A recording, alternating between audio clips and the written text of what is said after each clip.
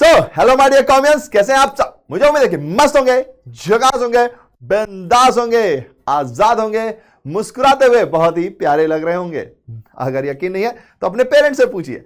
अब निक्कू भैया आए हैं, क्या लाए हैं ये इंपॉर्टेंट है। तो मैं लेके आ गया हूं आपके लिए डिसोल्यूशन ऑफ पार्टनरशिप फर्म। हमें पता है कि जब सब्जेक्टिव क्वेश्चंस होते थे तो ये काफी इंपॉर्टेंट पड़ता था, लेकिन इसके अंदर बहुत सारे टर्म्स हैं जिनको हमें जानना है, क्योंकि एमसीक्यू में कुछ भी आ सकता है।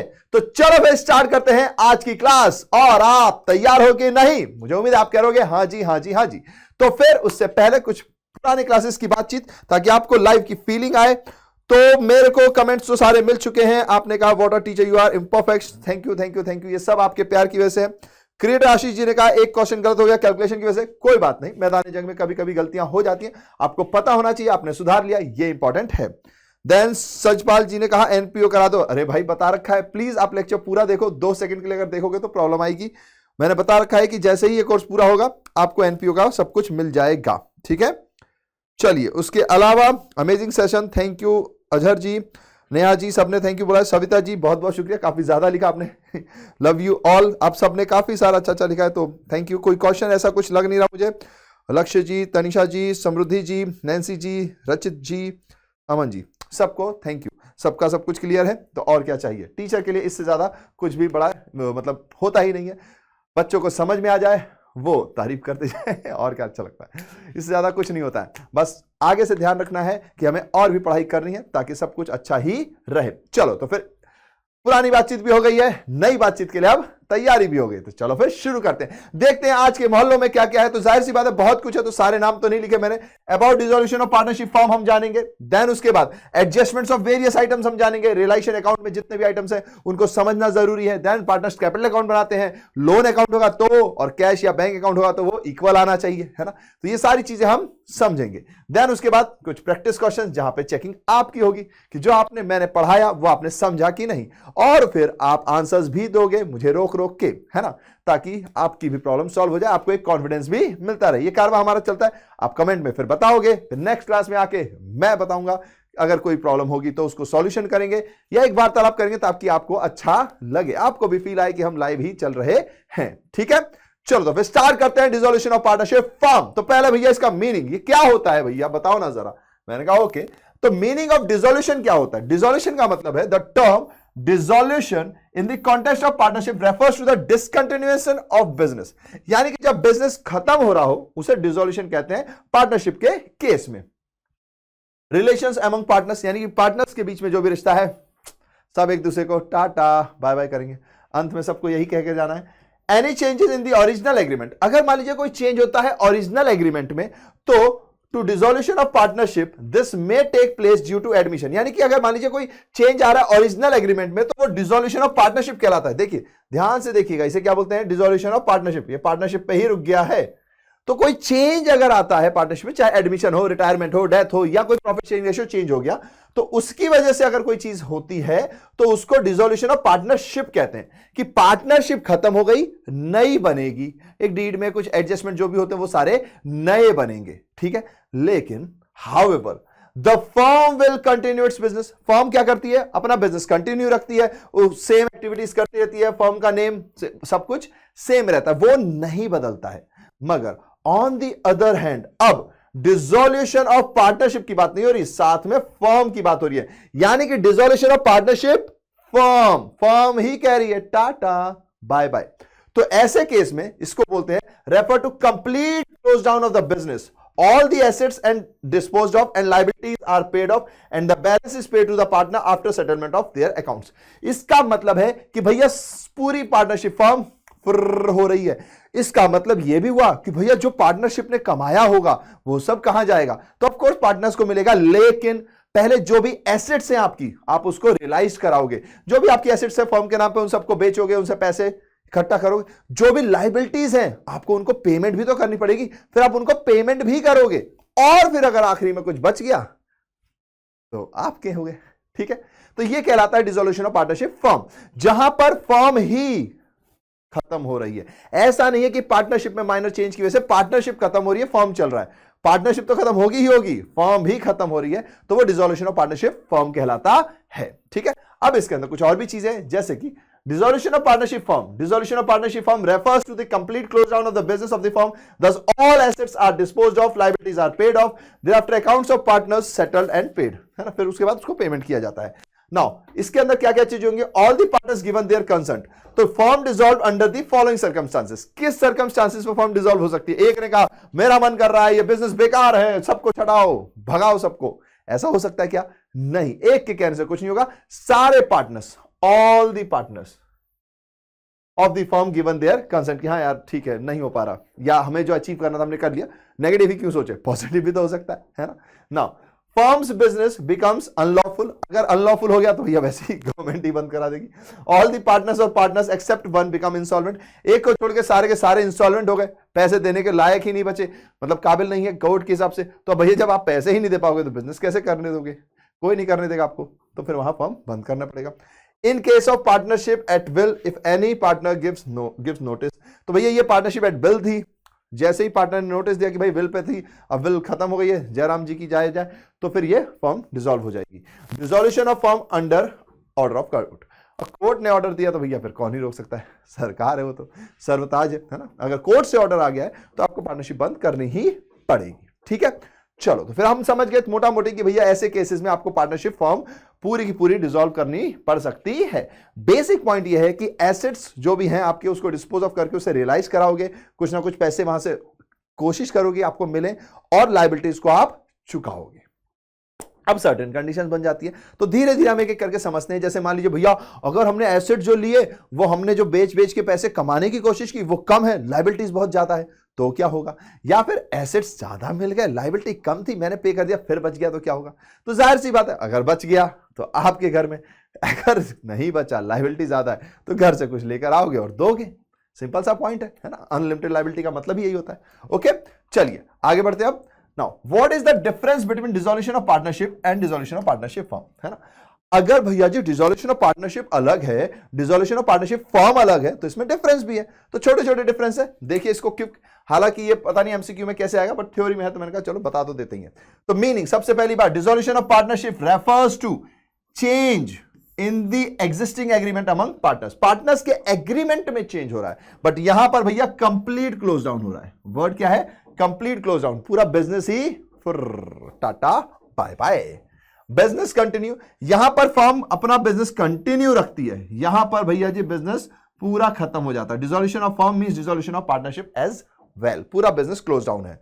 बुक्स ऑफ अकाउंट, जाहिर सी बात है इसमें सेम कंटिन्यू रहते हैं, यहां कोई दिक्कत नहीं आती है. यहां पे तो बुक्स ऑफ अकाउंट भी बंद हो रही होती है. Books of account are also close, क्योंकि अब आगे चल के कोई एंट्री होनी ही नहीं है ना. उसका अगला dissolution of partnership. Dissolution of partnership यानी कि यहां पर मे और may not involve dissolution of firm. अगर आप देखेंगे तो डिसॉल्यूशन ऑफ पार्टनरशिप में फर्म डिसॉल्व होना जरूरी नहीं है कि फर्म डिसॉल्व हो ही जाए, लेकिन अगर फर्म डिसॉल्व हो रही है तो सबसे पहले तो पार्टनरशिप ही डिसॉल्व होगी. तो ये कंफर्म है. तो dissolution of firm always involves dissolution of partnership. तो अगर फर्म डिसॉल्व हुई तो पार्टनरशिप तो डिसॉल्व होगी ही होगी, लेकिन यहां पर अगर पार्टनरशिप डिसॉल्व हो रही है तो जरूरी नहीं कि फर्म भी बंद हो जाए. हो सकता है कुछ पार्टनर एडमिट होके स्टार्ट कर देंगे. ठीक है. Assets and outside liability. Assets और आउटसाइड लायबिलिटी का क्या होता है? तो assets and outside liabilities are revalued, है ना. यहां पर रिवैल्यू करता हूं, रिवैल्यूएशन अकाउंट बनाते थे, है ना, चाहे एडमिशन हो, चाहे रिटायरमेंट हो, चाहे डेथ हो. पर यहां पर आपको क्या करना पड़ेगा? रियलाइजेशन अकाउंट बनाना पड़ेगा. Assets are disposed off and liabilities are paid off, यानी यहां पर रियलाइजेशन अकाउंट बनता है. ठीक है. और यहां पर रिवैल्यूएशन अकाउंट था, यहां पे हमारा रिवैल्यूएशन अकाउंट बनता था. अब इसमें तो हम एक्सपर्ट हो चुके हैं, 12th में भी पढ़ा है, सीयूटी के लिए एमसीक्यू पैटर्न में भी पढ़ लिया. अब तो जो भी पूछेंगे हम पंडित जी की तरह बताते चले जाएंगे. एग्जिस्टेंस. एग्जिस्टेंस क्या है भैया जी? तो यहां पर it involves reconstitution of firm, however firm will continue to exist, यानी ये फर्म चलती रहेगी, एग्जिस्ट करेगी. यहां पर भैया जी फर्म पूरी की पूरी तरीके से वाइंड अप हो जाएगी, यानी कि खत्म हो जाएगी. तो ये नॉर्मल सा डिफरेंसेस थे. चलिए अब आगे बढ़ते हैं और एक एक चीजों को और समझते हैं. तो यहां से क्वेश्चन आने का चांस हो सकता है, तो यहां पर थोड़ा सा आपको ध्यान देना है. Modes of dissolution of partnership firm. Modes क्या है भैया जी? सबसे पहली बात, dissolution without the order of court, यानी कोर्ट यहां इन्वॉल्व नहीं है, यहां पे हम आपस में ही कुछ ना कुछ करके खत्म हो रहे हैं. जैसे कि with the consent of all partners, तो भैया ये विदाउट कोर्ट है. ठीक है. विदाउट कोर्ट में नेसेसरी नहीं होता, विद कोर्ट में, मतलब अगर कोर्ट के ऑर्डर से आता है तो नेसेसरली आपको बंद ही करना पड़ेगा। यहां पर आप आपस में बातचीत करके सोच सकते हैं, रात को सोचा यार बंद कर देंगे, सुबह उठे तरोताजा हो गए, लगा कि अरे नहीं यार फिर से लड़ेंगे, फिर से पार्टनरशिप स्टार्ट करेंगे, तो बदल सकता है। तो ये नेसेसरली में नहीं आते, कोर्ट का ऑर्डर मतलब नेसेसरली में आ जाता है। नाउ व्हेन ऑल पार्टनर्स और all the partners except one become insolvent, तो भी आप बंद कर दोगे। व्हेन बिजनेस बिकम अनलॉफुल, तब भी आप कर सकते हो। On dissolution completion of venture, जिस चीज के लिए वेंचर मतलब जिस भी प्रोजेक्ट के लिए आप बने थे वो कंप्लीट हो गया तो खत्म करो पार्टनरशिप, अपने अपने रास्ते निकलो। By giving notice if partnership is at will, अगर विल पर है तो आप नोटिस देके हट सकते हो, या फिर अगर कोई टर्म था तो अगर वो टर्म एक्सपायर हो गया तो भी आपकी पार्टनरशिप फॉर्म बंद हो जाएगी। अब आती है बारी ऑर्डर के हिसाब से, यानी कि अगर कोर्ट का ऑर्डर आता है तो dissolution by court order. If a partner becomes man of unsound mind, अगर कोर्ट को पता चला भाई पार्टनर्स अनसाउंड माइंड हो गए। अच्छा यहां पे एक बात ध्यान रखिएगा, यहां लिखा ही है लेकिन इसका मतलब होगा कि अगर मान लीजिए 3 पार्टनर्स होंगे जिसमें से एक हुआ, क्योंकि अगर एक गया बाकी दोनों ने अगर डिसाइड कर लिया कि फर्म को रखेंगे तो फर्म चल सकती है बॉस, उसमें कोई दिक्कत नहीं आती है। If partner is guilty of misconduct, अगर पार्टनर्स गिल्टी ऑफ मिसकंडक्ट है तो if a partner transfer his interest in the business without the consent of existing partners, यानी किसी पार्टनर ने अपना इंटरेस्ट ट्रांसफर कर दिया विदाउट किसी पार्टनर को लेकर और उन्होंने केस किया होगा, ध्यान रखिएगा कोर्ट में जा रहा है यानी कि केस हो रहा है और कोर्ट के ऑर्डर से फिर ये बंद होगा, है ना, ये बात ध्यान रखना। वरना आप लॉजिक लगाओगे तो फिर उसमें लगेगा कि अरे यार एक अनसाउंड माइंड है तो बाकी तो चला सकते हैं, पर बाकियों ने केस किया होगा या किसी ने केस करके बोला होगा और कोर्ट का ऑर्डर है कि भैया आपको बंद करना है, तो ऑर्डर इन चीजों पर कोर्ट दे सकती है। If a partner consistently and deliberately commits breach of agreement, अगर भाई बहुत लोगों ने कंप्लेंट किया भाई ये तो एग्रीमेंट ही नहीं करते, ऐसा वैसा, इस पार्टनरशिप को बंद करो, फ्रॉड है, तो कर सकती है कोर्ट भाई। If court finds that the dissolution of firm is justified, अगर कोर्ट को लग रहा है कि भाई डिसोल्यूशन ही एक रास्ता है, खत्म करो इन सबको। If a partner is permanently incapable of performing his duties such as partner, अगर मान लीजिए भैया वो पार्टनर ड्यूटी ही नहीं परफॉर्म कर पा रहा है, केपेबल ही नहीं है, तो जाहिर सी बात है फर्म ही ऑर्डर दे सकती है। तो ये सारे रीजन जो होते हैं नेसेसरली डिसोल्यूशन में आ जाते हैं। एक दो क्वेश्चन है कि केस बताइए जिसमें नेसेसरली डिसोल्यूशन हो, तो जहां कोर्ट ऑर्डर होगा तो नेसेसरली डिसोल्यूशन में ही आ जाएगा, ठीक है। और तो ऐसे क्वेश्चन आने के चांस नहीं है बट बुक्स में है, तो मैंने कहा आपको ये वर्ड ध्यान रखना है। ओके चलो आगे बढ़ो भैया, मैंने कहा okay. Settlement of accounts on dissolution of firm, मैंने बताया आपको कि कुछ सेक्शंस आपको याद रखने चाहिए, तो सेक्शन 48 भी उसमें से एक सेक्शन है जो आपको याद रखना चाहिए। जैसे सेक्शन 37 है, मे भी पॉसिबल है उससे क्वेश्चन ना भी आए, पर आपको याद रखना है क्योंकि अगर आ गया तो हम चांस नहीं ले सकते, बिल्कुल रिस्क नहीं लेने का बाबा, है ना, सिंपल सा पॉइंट है, रिस्क क्यों ले। ऐसे ही सेक्शन 48 है, इसको भी आप याद रख सकते हो, सब्जेक्टिव में शायद आपने याद नहीं रखा होगा क्योंकि इससे भी रिलेटेड क्वेश्चन आ सकते हैं। लगभग जो भी बुक्स हमने देखी उसमें कई जगहों पर ये क्वेश्चन अवेलेबल है, तो अगर सेक्शन से रिलेटेड ही क्वेश्चन अवेलेबल है तो इसका मतलब सेक्शन आपके लिए इंपॉर्टेंट बन जाता है। आए ना आए वो एक अलग पॉइंट है, तैयारी तो हमें पूरी करनी है। नाउ सेक्शन 48 कहता क्या है भैया, बहुत छोटी सी बात कहता है। Section 48 of Indian partnership act 1932, ये तो हमें पता ही है, एक्ट याद ही रखना है, deals with settlement of accounts at the time of dissolution of partnership firm. तो ये सेक्शन तब अप्लाई होता है जब आपका डिसोल्यूशन चल रहा हो, तभी हम इस चैप्टर में पढ़ रहे हैं, सीधा सा पॉइंट है। नाउ इसमें कहा क्या गया, ट्रीटमेंट ऑफ लॉसेस। सबसे पहली बात तो लॉसेस के बारे में कहा गया, अगर लॉसेस ज्यादा है, the amount of losses included deficiency of capital shall be paid first out of profit, then out of capital, and lastly if necessary be realized from the partners in their profit sharing ratio। फिर उनसे realise भी किया जाएगा last में, और अगर बहुत ज्यादा लॉसेस है तो अनलिमिटेड लायबिलिटी होने की वजह से उनके घर से भी लिया जा सकता है, लिया जा सकता है, ठीक है। पॉइंट क्या है कि सबसे पहले भैया जी जो भी आपका प्रॉफिट है उससे आप उस लॉस को कवर करोगे, अगर लॉस और भी बढ़ा है तो अपना कैपिटल भी उसमें लाओगे, ठीक है। यानी कि अगर मान लीजिए आपने कोई प्रॉफिट अर्न किया है तो उससे पहले वो लॉस चुकाओ, अगर आपके पास कोई कैपिटल है उससे लॉस चुकाओ, वो भी नहीं है तो भैया अपने पीएसआर में घर से कुछ कुछ चीजें लेकर आओ और उस लॉस को चुकाओ। सेक्शन 48 में ये बात कही गई है ना। हमने ये पता है कि भाई पार्टनर्स की अनलिमिटेड लायबिलिटीज होती है, लेकिन वो कौन से सेक्शन के अंतर्गत होती है, सेक्शन 48 के अंतर्गत, ठीक है। फिर सेक्शन 48 में एक और बात कही गई, एप्लीकेशन ऑफ एसेट्स। एसेट्स को आपको कैसे यूटिलाइज करना है, मतलब अगर आपको अमाउंट रियलाइज हुआ तो उसका पेमेंट कैसे होगा। तो the amount realise from the sale of assets including any sum of money contributed by any partner to make up the deficiency of his capital. यानी कि सिर्फ एसेट्स बेच के रियलाइज नहीं, अगर किसी पार्टनर की कैपिटल डेफिशिएंसी थी, वो जो कैपिटल के रूप में पैसे लेकर आया उन सबको पूरा टोटल कर लिया, जो पैसे मेरे पास अवेलेबल हो गए सारे, प्रॉफिट के पैसे, कैपिटल के पैसे, एसेट्स के पैसे सारे अवेलेबल हो गए, अब हमको लोगों को बांटना है। तो सबसे पहले तो भैया डेब्ट ड्यू टू थर्ड पार्टी, जो भी बाहर है, सीक्वेंस याद रखिएगा, ये पहले है। अब यहां पे कहीं क्लैरिफिकेशन नहीं है कि पहला कौन सा है, डेटर पहले होगा या कोई और लोन, बैंक लोन पहले होगा। तो याद रखिएगा, अगर कोई क्वेश्चन ऐसा आता है कि भैया डिबेंचर सबसे पहले पे होंगे, बैंक लोन सबसे पहले पे होगा, क्योंकि दोनों ही थर्ड पार्टी है, तो क्वेश्चन में आपके पास एक ऑप्शन होगा, और वो ऑप्शन ये होगा कि बिफोर देन इक्विटी कैपिटल या शेयर होल्डर्स। तो आपको याद रखना है before the share holders answer होगा, क्योंकि यहां पर यह नहीं है कि कौन सी थर्ड पार्टी को सबसे पहले पेमेंट होगा। ठीक है, तो आपको आंसर क्या देना है, before the share holders, preference हो चाहे इक्विटी हो, उन सबसे पहले ही थर्ड पार्टी को मिलेगा, सबसे पहले थर्ड पार्टी को ही मिलेगा। लेकिन थर्ड पार्टी में अगर नाम आ गए तो फिर तो वो कंफ्यूज करने के लिए लिख देगा, जैसे लिख देगा डिबेंचर सबसे पहले पे होंगे, सबसे आखिरी में पे होंगे, या बिफोर शेयर होल्डर्स होंगे। तो हमेशा याद रखिएगा बिफोर शेयर होल्डर लिखोगे, सबसे पहले की बात नहीं है, यहां पे पहला नंबर लिखा है बट ये थर्ड पार्टी नहीं पता है। ठीक है, कि पहले थर्ड पार्टी कौन सी है। ओके, आगे चल के आप जब जाओगे बड़ी क्लासेस में तो वहां तो बताया जाता है, बट यहां पे अभी ये नहीं है, और क्वेश्चन जितने भी रिलेटेड है उन सब में यही आंसर दिया गया है। तो प्लीज इस बात को याद रखिएगा, या तो यहीं पे नोट बना लो आप। ठीक है, मैं यहां लिख देता हूं before share holder, before the payment made to share holder. ठीक है, ये आपको याद रखना है। Okay, before the payment made to share holder, very simple. चलिए आगे, पार्टनर्स लोन एंड एडवांसेस। फिर अगर पार्टनर का कोई लोन है तो भैया आप उसको चुकाओगे, पहले तो थर्ड पार्टी चुका दी, फिर पार्टनर को लोन। फिर अगर पार्टनर फिर भी कुछ पैसा बचता है तो जिन जिन पार्टनर की जो जो कैपिटल है वो उनको आप दोगे, और अगर फिर भी कुछ बचता है तो भैया ले जाओ घर। ठीक है, ये कहां है, सेक्शन 48B में। आप सेक्शन 48 याद रखिएगा, ए बी की जरूरत नहीं पड़ेगी। ठीक है, वरना ए ये है, बी ये है, ए बी लिखा ही हुआ है।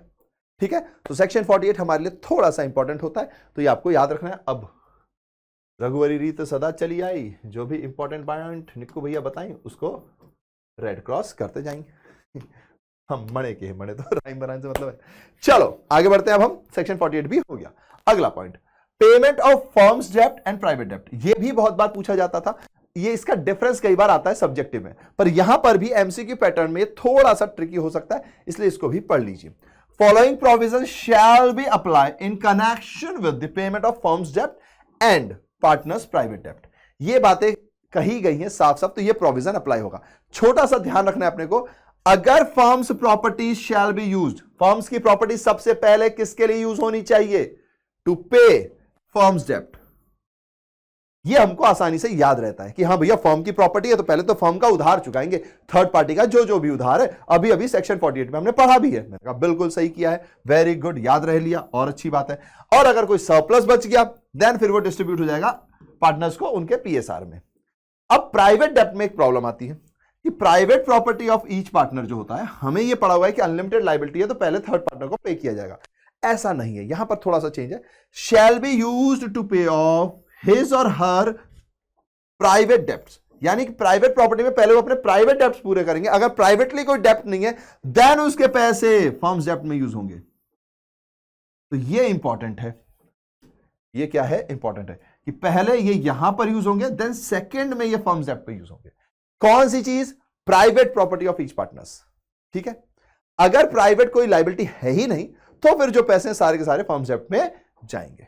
ठीक है, इंपॉर्टेंट पॉइंट है, इसको प्लीज समझना। बाकी ऊपर वाली लाइन तो आप अगर नॉर्मल दिमाग भी रखोगे तो पता ही चल जाएगा कि भैया फर्म्स की डेप्ट है तो पहले फर्म्स की लायबिलिटी पूरी होगी, मतलब अगर कोई भी पैसा है फर्म्स के एसेट्स है तो पहले फर्म्स के डेप्ट पूरे होंगे। ठीक है, डन। चलिए आगे बढ़ते हैं।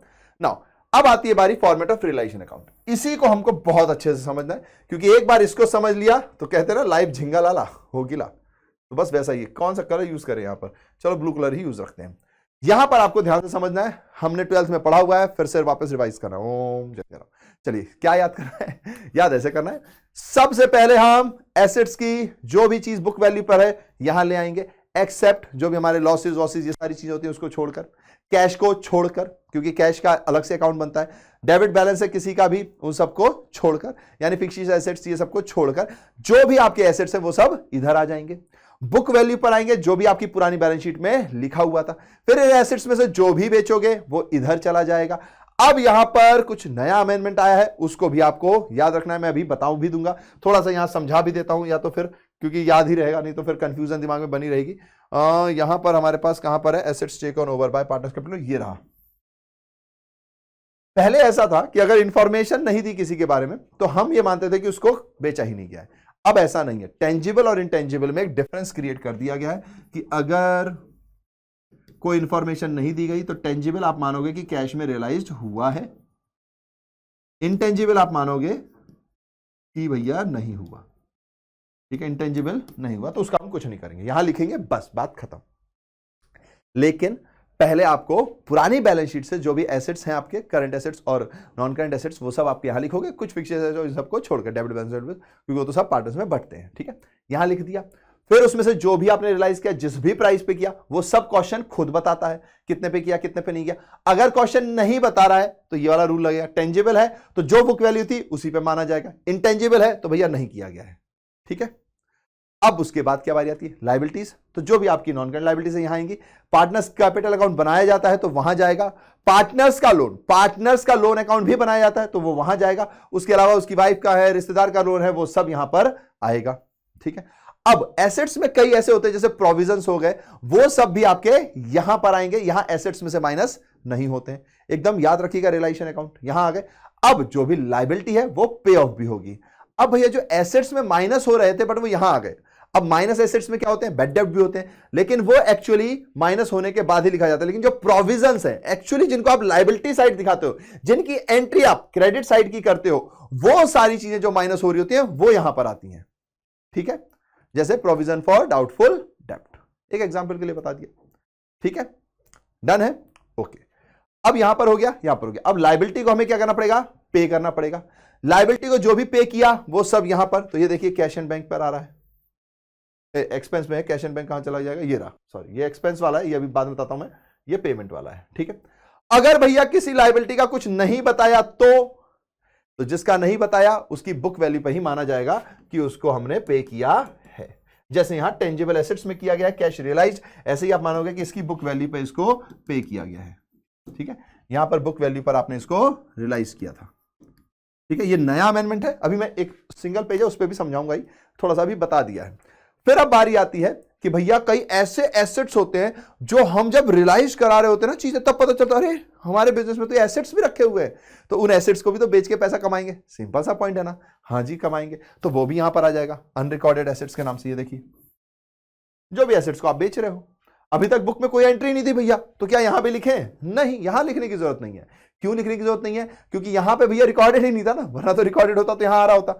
अनरिकॉर्डेड था तो आप एक तरीके से आपके लिए गजब का प्रॉफिट मिल गया, है ना, होता ना, क्या बोलते हैं, हम कहीं गए और कोई खजाना मिल गया टाइप का, हालांकि इसकी इतनी वैल्यू नहीं होती, एग्जाम्पल के लिए है। ठीक है, तो यहां पर आपका एसेट्स अनरिकॉर्डेड है, तो इधर अब वही केस लायबिलिटी में आता है कि भाई हमने किताब में लिखना भूल गए थे, अचानक से एक आदमी आइए देखो मेरे पास सबूत है, तुम्हारे को पैसे देने हैं मुझको, तो मैं कहूँगा अच्छा देने हैं, सबूत भी है, ठीक है दे देंगे, तो अनरिकॉर्डेड लायबिलिटी होगी तो वो इधर पर आ जाएगी, पेमेंट वही जो वैल्यू होगी उसके बेसिस पर होगा। अब भैया ये तो कैश का था, ऐसा भी तो हो सकता है कि कोई एसेट्स पार्टनर लेकर चला जाए या कोई लायबिलिटी पार्टनर पे कर दे, जी हाँ, तो वहां पे पार्टनर का नाम आ जाएगा। तो अगर एसेट ले गया तो ये देखिए बाय पार्टनर्स कैपिटल अकाउंट, अगर लायबिलिटी पे ऑफ की तो यहां पर आ जाएगा bye partners capital account, simple है, बस खत्म।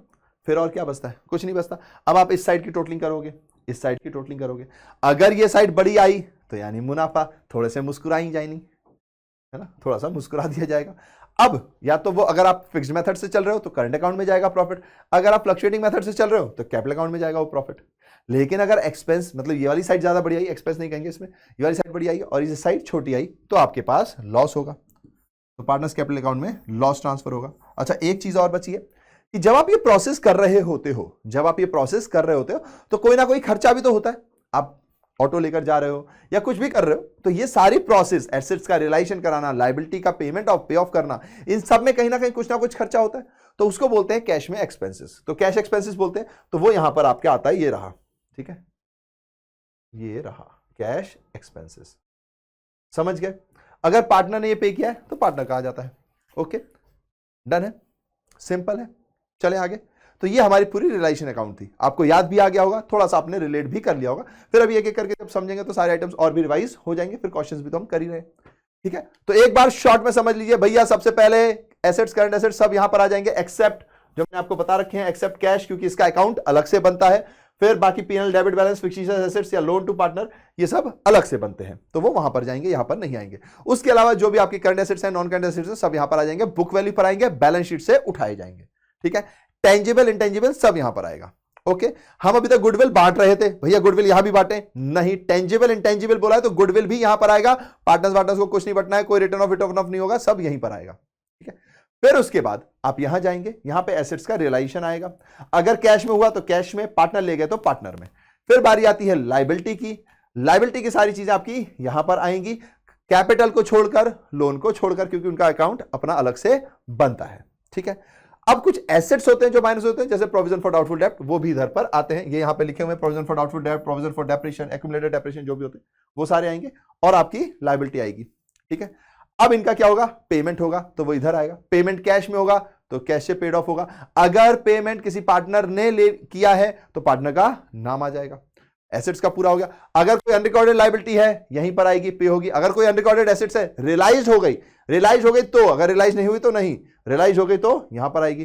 फिर आखिरी में एक्सपेंस आएगा, जैसे ही एक्सपेंस लिखा या तो ये साइड बड़ी होगी तो प्रॉफिट, अगर ये साइड बड़ी होगी तो लॉस, या तो कैपिटल अकाउंट में, और अगर फिक्स्ड मेथड है तो करंट अकाउंट में। ठीक है, रियलाइजेशन डन। चलो तो फिर आगे बढ़े, उम्मीद है ये फॉर्मेट याद आ गया होगा आपको। चलो भैया आगे बढ़ते हैं। Now accounting treatment of various items, तो सबसे पहले तो हमने रियलाइजेशन अकाउंट सीख लिया है ना, रियलाइजेशन अकाउंट हमें बनाना पड़ता है तो उसका फॉर्मेट हमने देख लिया भैया, उम्मीद है कि आपको याद भी आ गया होगा, रिकॉल कर लिया होगा आपने।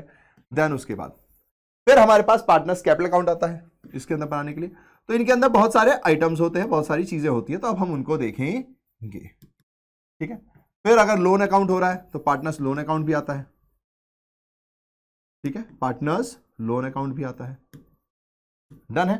देन उसके बाद लास्ट में आपका कैश एंड बैंक, कैश या जो भी bank account, normally bank account बनता है तो बैंक अकाउंट आता है, और ये क्या होना चाहिए, इक्वल होना चाहिए, इक्वल हुआ तो यानी कि हमने रिलेशन सही किया है, समझ रहे हो। ठीक है, ये इक्वल होता है, फिर यहीं पर हमारा कारवा खत्म होता था। सब्जेक्टिव याद आ गया। चलो अब एक एक आइटम को करके देखते हैं, एंट्री सीखते हैं, समझते हैं। तो सबसे पहले आती है आपके पास रियलाइजेशन अकाउंट। अगर एंट्री का केस समझा जाए तो बहुत ही सिंपल होती है, एंट्रीज कुछ नहीं है, ये रियलाइजेशन अकाउंट है, ये इसका डेबिट साइड होता है, ये इसका क्रेडिट साइड होता है। अकाउंट से हमें एंट्री करनी आनी चाहिए, है ना।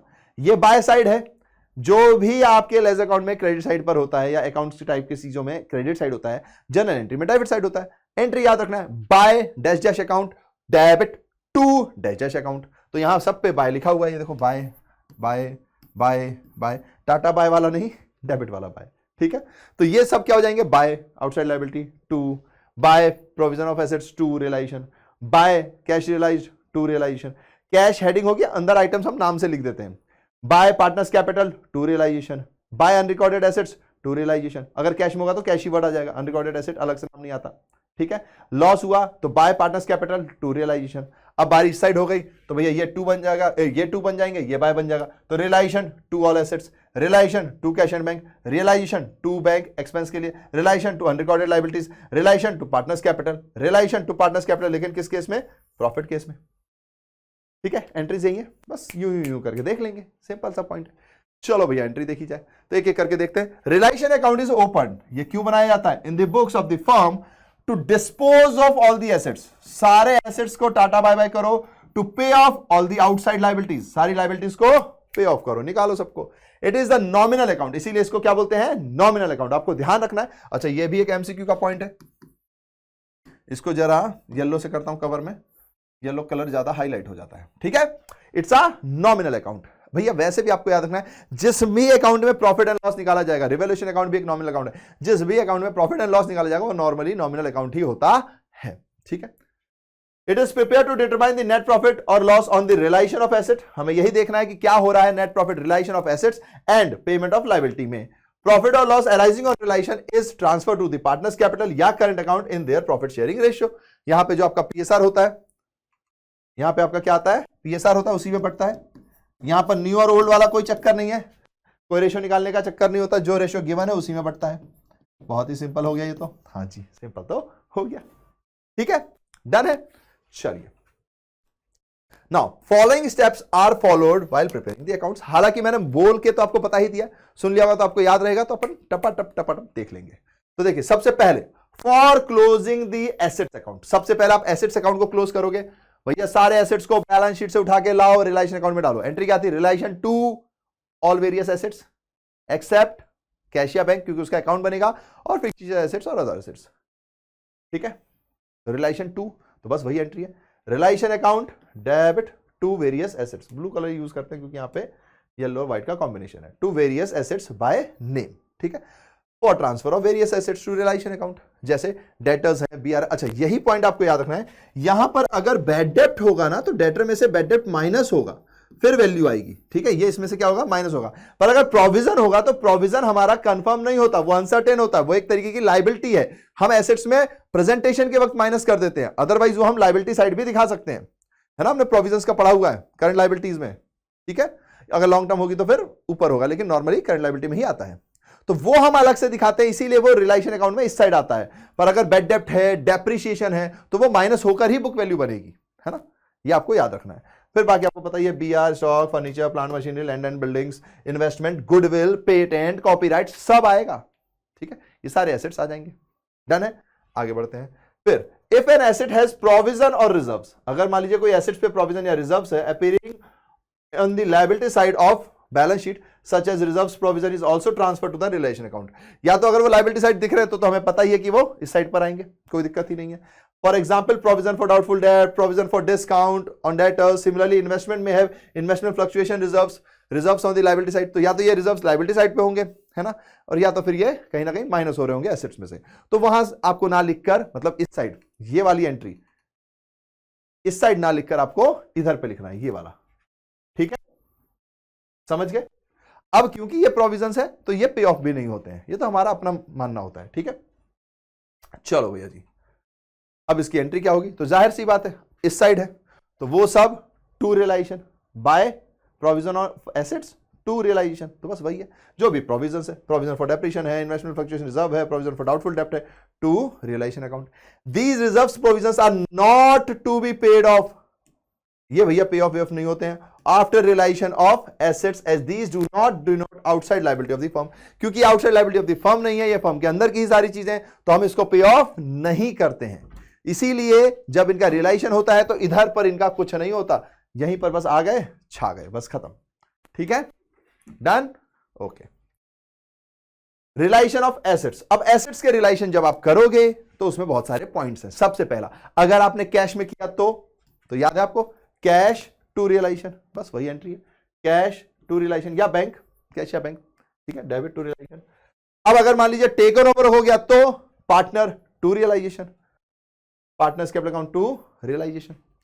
अगर भैया assets given away to creditor और डिस्चार्ज क्रेडिटर, अब ये इंपॉर्टेंट पॉइंट है, इसको भी थोड़ा रेड कर देता हूं मैं, टिंग टिंग टिंग, इससे क्वेश्चन आने के चांस है एमसीक्यू में, तो ये पॉइंट हमको ध्यान रखना है। इससे रिलेटेड जर्नल एंट्री भी आ सकती है, तो ये हमको ध्यान रखना है। क्या कि भैया अगर मान लीजिए मैं ये सोच रहा हूं कि यार इसको लायबिलिटी देनी है, ये एसेट ही उठा के मैं क्रेडिटर को चुका दूं तो जाहिर सी बात आपकी लायबिलिटी कम हुई, आपकी एसेट कम हुई, तो यहां पर कोई भी एंट्री करने की जरूरत नहीं है, आपके दोनों साइड टाटा बाय बाय, समझ गए। अगर एक एसेट मैं जाके क्रेडिटर को दे दूं तो इसका मतलब ये दोनों ही खत्म, लेकिन कब, जब 1 लाख का एसेट है, 1 लाख का क्रेडिटर है तब, या फिर 1 लाख की एसेट है, क्रेडिटर 99,000 का है, लेकिन हमने कहा कि चलो ठीक है सेट ऑफ करके हटा देते हैं, या फिर क्रेडिटर 1 लाख का है, एसेट 99,000 की है, हमने डील करके सेट ऑफ कर दिया, हमने खुद मान लिया कि चलो हटाओ यार इसको, दो थोड़ा बहुत ऊपर नीचे चल जाता है, चलो चलने दो। लेकिन अगर लायबिलिटी कम है, एसेट ज्यादा है और डील नहीं हुई फाइनली सेटलमेंट की, या फिर लायबिलिटी कम है, एसेट ज्यादा है और डील नहीं हुई, तो अभी अपन यहां देखेंगे, ठीक है। अभी इंपॉर्टेंट पॉइंट यह है कि जब भी किसी एसेट्स को आप किसी क्रेडिटर को दोगे तो कोई एंट्री करने की जरूरत नहीं है, दोनों को हटा दोगे बस, समझ में आया। जो अपन पेड ऑफ लिखते हैं ना, यहां नहीं लिखेंगे, एसेट्स का रियलाइजेशन यहां नहीं लिखेंगे, यानी कोई एंट्री नहीं होगी, नथिंग विल हैपन, ओके, ठीक है। प्लीज पॉइंट याद रखना, इससे क्वेश्चन आने का चांसेस है, ज्यादा चांसेस है, प्रोबेबिलिटी काफी ज्यादा है, ठीक है। चलिए अब बारी आती है उस पॉइंट को समझने की, क्रेडिट अगर ज्यादा हो गया कम हो गया तो क्या होगा। अगर डील हो गई है, फाइनल सेटलमेंट हो गया, तो कम ज्यादा से कोई फर्क नहीं पड़ता, जितनी पे भी डील हुई है वही बात बनेगी। लेकिन अगर मतलब नो एंट्री में चल जाएगा, लेकिन अगर डील नहीं हुई है और क्रेडिटर मान लीजिए 2 लाख के, आप खुद से दिमाग लगाइए, क्रेडिटर 2 लाख के हैं, आपने एसेट्स इनको मान लीजिए 1,50,000 के दिए, तो बचे 50 क्या कहेंगे, डील नहीं हो रही भाई, रोकड़ा इधर लाओ, तो आपको 50,000 पे करना पड़ेगा ना, तो 1.5 लाख की तो कोई एंट्री नहीं होगी क्योंकि आपने एसेट्स दे दिए, पर 50,000 की तो एंट्री होगी, कैश टू रियलाइजेशन, अगर मान लीजिए एसेट ज्यादा वैल्यू के हैं, क्रेडिटर कम के हैं, तो भैया मैं कह रहा हूं ना ना ना, एसेट ज्यादा ले, तुम भाई पैसा दो, तो पैसा आपको मिलेगा, तो उतने से कैश रियलाइज हो जाएगा, तो कैश टू रियलाइजेशन। देखिए ठीक है, sometimes a creditor may accept payment partly in cash or partly payment by taking over an assets. In such a case there may be two situations, दो situation आएंगी जहां final settlement हो गया। ध्यान रखिएगा, मैं फिर से बता रहा हूं, जहां पर क्रेडिटर 99 का है, एसेट 1 लाख का है, या क्रेडिटर 1 लाख का है, एसेट 99 का है, लेकिन क्वेश्चन कह रहा है फुल सेटलमेंट हो गया, फुल सेटलमेंट हो गया, तो no entry boss, tata bye bye दोनों को, क्योंकि मान गए, तो जो फायदा नुकसान होगा वो दिख रहा होगा। ठीक है, प्लीज इस पॉइंट को समझना, नहीं माने तब ये पॉइंट्स हैं। पहला, when a creditor accepts an asset whose value is less than the amount due to him, यानी कि क्रेडिटर बड़ा है, एसेट्स कम है, तो क्रेडिटर कहेगा बाकी पैसा लाओ, लाओ यानी रिलेशन टू है ना, यहां पे आप करोगे तो ये देखिए relation account debit to cash and bank, सिर्फ उतने पैसे से, डिफरेंस अमाउंट से लिख दे रहा हूं यहां पे, डिफरेंस अमाउंट। ठीक है, इंपॉर्टेंट पॉइंट है ये, इससे क्वेश्चन आने के मेरे हिसाब से अगर चैप्टर से आता है तो पॉइंट यही है जहां से आना चाहिए। दूसरा, when a creditor accepts an asset whose value is more than the amount due to him, assets की वैल्यू ज्यादा है तो भैया उससे पैसा लेंगे, यानी कि यहां पर एसेट रियलाइज हो रही है ना, तो कैश टू रियलाइजेशन, तो कैश या bank account debit to realisation. जब भी मैं कैश बोला तो बैंक साथ में ही है ना, टू रियलाइजेशन, एक्सेस पैसा, पर वही डिफरेंस वाला, बाकी जितना एडजस्ट हो गया एडजस्ट, जो डिफरेंस है वो वाला, तो यानी कि डिफरेंस अमाउंट लिया जाएगा। ठीक है, डन है, तो बस फिर ये एसेट रियलाइज हो गया। अब आगे बढ़ते हैं, new points related to fixed assets, ये इंपॉर्टेंट है, प्लीज इसको आप नोट भी रख लीजिएगा। पहले क्या होता था, अर्लियर पहले ये माना जाता था कि अगर बात एसेट्स की है, कहते ना हम एसेट्स हैं यार, हमारे साथ ऐसा ही होता है ऐसा कह सकते हैं। अर्लियर अगर एसेट्स की इंफॉर्मेशन गिवन नहीं है, इंफॉर्मेशन नॉट गिवन, तो हम ये मान लेते थे कि इट इज नॉट रियलाइज्ड, तो हम कैश एंड बैंक में इस साइड कुछ नहीं ले जाते थे, भैया उसको कहते थे छोड़ो यार बिका ही नहीं होगा, हम ये मान लेते थे। ठीक है, लेकिन अब क्या हुआ है, नाउ अर्लियर है ये, नाउ अच्छा, अर्लियर लायबिलिटी के केस में, ये तो एसेट्स का केस था, लायबिलिटी के केस में आप इसको पे ऑफ करते थे, पे ऑफ करते थे, चलो हिंदी में लिख देता हूं, करते थे, किसमें, तो जो भी बुक वैल्यू होती थी उस पे, बुक वैल्यू यानी कि बैलेंस शीट में जो वैल्यू लिखी हुई है, जहां से आप ये फिगर लेकर आ रहे हो, यानी कि अगर क्रेडिटर 12,000 के थे तो आप मानोगे कि 12,000 पे ऑफ कर दिया, 18,000 के थे तो 18,000 पे ऑफ कर दिया। ठीक है, वाइफ्स लोन अगर मान लीजिए 50,000 का है तो 50,000 पे कर दिया, अगर कुछ ना कहा हो, if no information is given, ये इंपॉर्टेंट पॉइंट है, इन्फॉर्मेशन अगर ना गिवन हो, information not given, information is not given, तो फिर ये पॉइंट आता था। नाउ अब क्या होता है भैया, तो अब लायबिलिटी में तो अभी भी वही होता है, लायबिलिटी में तो अभी भी वही होता है, सेम एज अर्लियर, लेकिन ये नया अमेंडमेंट आया है, यहां पर आपको ध्यान देना है। नाउ एसेट्स को आप दो भागों में बांटोगे, वो आपको बैलेंस शीट के आइटम से पता ही है, टेंजिबल इंटेंजिबल क्या होता है पता है। ठीक है, इतना तो मैं एक्सपेक्ट करके चल रहा हूं। तो अगर बात टेंजिबल एसेट्स की होगी, अगर बात टेंजिबल एसेट्स की होगी, तो आप मानोगे रियलाइज्ड इन बुक वैल्यू, आप मानोगे कि वो रियलाइज्ड हुआ है, अगर इंफॉर्मेशन नहीं गिवन है तो भी। लेकिन अगर बात इंटेंजिबल एसेट्स की होगी,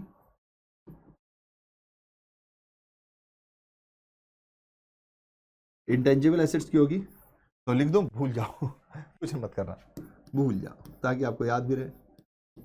कह रहे हो भूल जाओ, लिख रहे हो, कह रहे याद रहे, हम भूल जाएंगे इसको नहीं, मतलब यह है कि इंटेंजिबल एसेट्स का आप यहां तो लिखोगे, ध्यान रखिएगा यहां तो वेरियस एसेट्स आएंगे, लेकिन जब रियलाइज्ड होता था तो नहीं आएगा, नो रियलाइजेशन, नो रियलाइजेशन। ठीक है, यानी कि उसको कैश में रियलाइज ही नहीं कराया गया, ये मान लेंगे हम। ठीक है, या कैश या बैंक, समझ गए, ये नया अमेंडमेंट है, इसलिए इस बात को आपको याद रखना है, क्योंकि न्यू चीजें आने के चांसेस थोड़े से ज्यादा होते हैं। बाकी वो क्रेडिटर वाला पॉइंट भी इंपॉर्टेंट है, वहां से चांस बन सकता है अच्छा आने का। ठीक है, बस तो फिर ये हमारे एसेट रियलाइज का था, वेरियस जो एक पॉइंट था वो भी मैंने आपको समझा दिया, वहां भी दिखा दिया था, यहां भी लिख दिया, याद रहेगा, मुझे उम्मीद है ना। और आप तो कॉमन्स हो यार, सारे आंसर सही कर रहे हो, एक दो छोटी मोटी गलतियों की वजह से बस गलत हो रहे हैं, और वो भी कुछ ही लोगों के हो रहे हैं। तो छाने वाले आप ही हैं, अगले 4-5 साल आपके ही हैं, ठीक है। और उम्मीद है कि लोगों के तो साल आते हैं, हमारी तो सदियां आएंगी, है कि नहीं। उम्मीद है कि आप इसमें थम्स अप तो कर ही दोगे। Now for closing outside liability, हमने एसेट्स की बात कर ली, अब लायबिलिटी की बारी है। लायबिलिटी के लिए भैया लायबिलिटी यहां लिखी जाती है, एंट्री क्या होगी, जो भी आपकी है लायबिलिटीज टू रिलेशन, बस सिंपल है। तो और आउटसाइड लायबिलिटीज एक्सेप्ट, लेकिन हाँ इसमें accumulated profit and loss, journal reserve, reserve fund, contingency reserves, ये सारे यहां नहीं आते हैं क्योंकि ये पार्टनर्स में बंटने जाते हैं, पता है हम सबको, ठीक है। तो ये सब यहां नहीं आएंगे। Loan due to partners are transfer to the relation account by passing the following entries, तो ये हमारी एंट्रीज पास होती हैं, ठीक है। क्या होती है ये, लोन ड्यू टू पार्टनर्स भी नहीं आएगा यहां पर, ठीक है। अगर पार्टनर्स का कोई लोन है तो यहां पर नहीं आएगा। हाँ, various liabilities account by name, लेकिन वाइफ्स के लोन आएंगे, कहीं लिखा होगा, ये रहा, wife loan if her husband is a partner तो आएगा, ठीक है। एक्सक्लूडिंग पार्टनर्स लोन यहां पे लिख दिया है मैंने, चलो ठीक है, यहां पे दिखाई देगा आपको, excluding partners loan. Various liabilities कह रहा हूं various liabilities to realisation, simple सा पॉइंट है, यहां पर जो भी अगर रियलाइजेशन अकाउंट याद है तो यहां टू रियलाइजेशन, यहां टू रियलाइजेशन, ठीक है। तो ये हमारी एंट्री हो जाएगी। रियलाइजेशन में मतलब भैया वेरियस लायबिलिटीज कौन सी है, तो क्रेडिटर्स हैं, बिल्स पेबल है, प्रोविडेंट फंड है, ये प्रोविडेंट फंड का है, ठीक है, या कोई अलग लोन है, प्रोविडेंट फंड लोन है या वाइफ लोन है, तो ये सारी चीजें हमारी यहां पर आ जाती हैं। अब पॉइंट आता है अनरिकॉर्डेड एसेट्स और लायबिलिटी का, तो वो यहीं देख लेते हैं। तो देखिए, unrecorded assets and liabilities during the course of dissolution there may be unrecorded assets like plant return of completely, हमने लगा था प्लांट तो पूरा का पूरा खत्म ही हो गया, लेकिन अब उसके लोहड़ कबाड़ वाड़ कुछ बचा है, उसको बेच के कुछ पैसा मिल सकता है, तो एक तरीके से वो तो हमने रिकॉर्ड ही नहीं किया, डेप्रेशन लगा के हमने उसको जीरो कर दिया था, लेकिन अब दिख रहा है यार कबाड़ अबाड़ है, इसको बेच के कुछ तो रुपए आ ही जाएंगे, है ना। तो अब हमने उसको बेचा तो कुछ पैसे आ गए। Return of completely but do exist physically, similarly a new firm may also have unrecorded liabilities. The unrecorded assets and liabilities are never recorded in the realization account as they do not appear in the balance sheet. तो realisation account में appear मतलब नहीं आएंगे, इसका मतलब है कि पहली दूसरी बार नहीं आएंगे, यहां पर नहीं आएंगे, पर realised off day off may के टाइम आएंगे। However, the payment of, ये देखो आ गया ना, however the payment of realized from unrecorded assets and payment of unrecorded liabilities are recorded in the realization account. इसे पेमेंट वर्ड नहीं बोलेंगे, ठीक है। क्या बोलेंगे अपन इसको, however the amount realized, ठीक है, जो पैसा हमको मिलेगा from unrecorded assets and payment of unrecorded liabilities are, यानी कि जो पेमेंट है कैश वाला जो एरिया है वो आएगा, ऊपर वाला नहीं आएगा, नीचे वाला कैश आएगा, ठीक है, चाहे पेमेंट हो चाहे रियलाइजेशन है, ओके, ठीक है भैया जी, ये हो गया।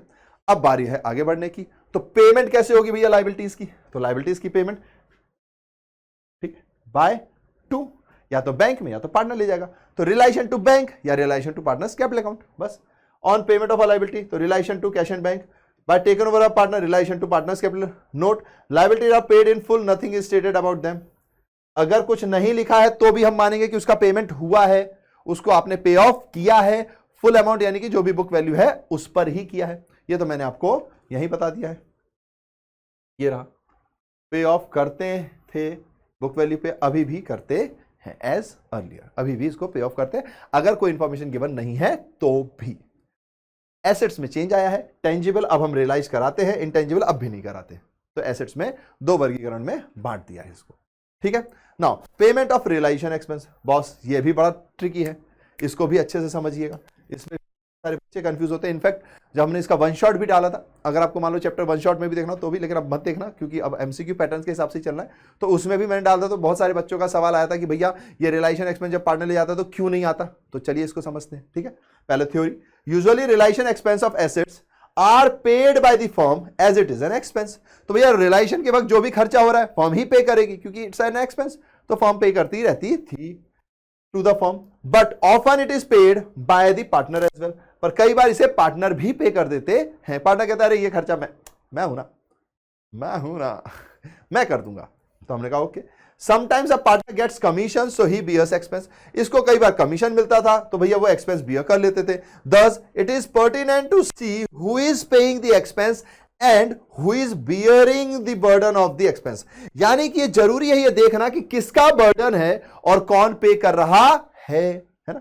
फर्म का है, पार्टनर पे कर रहा है या फर्म ही पे कर रही है, या पार्टनर का है फर्म पे कर रही है या पार्टनर का है पार्टनर ही पे कर रहा है। ये सिचुएशंस अराइज हो गई।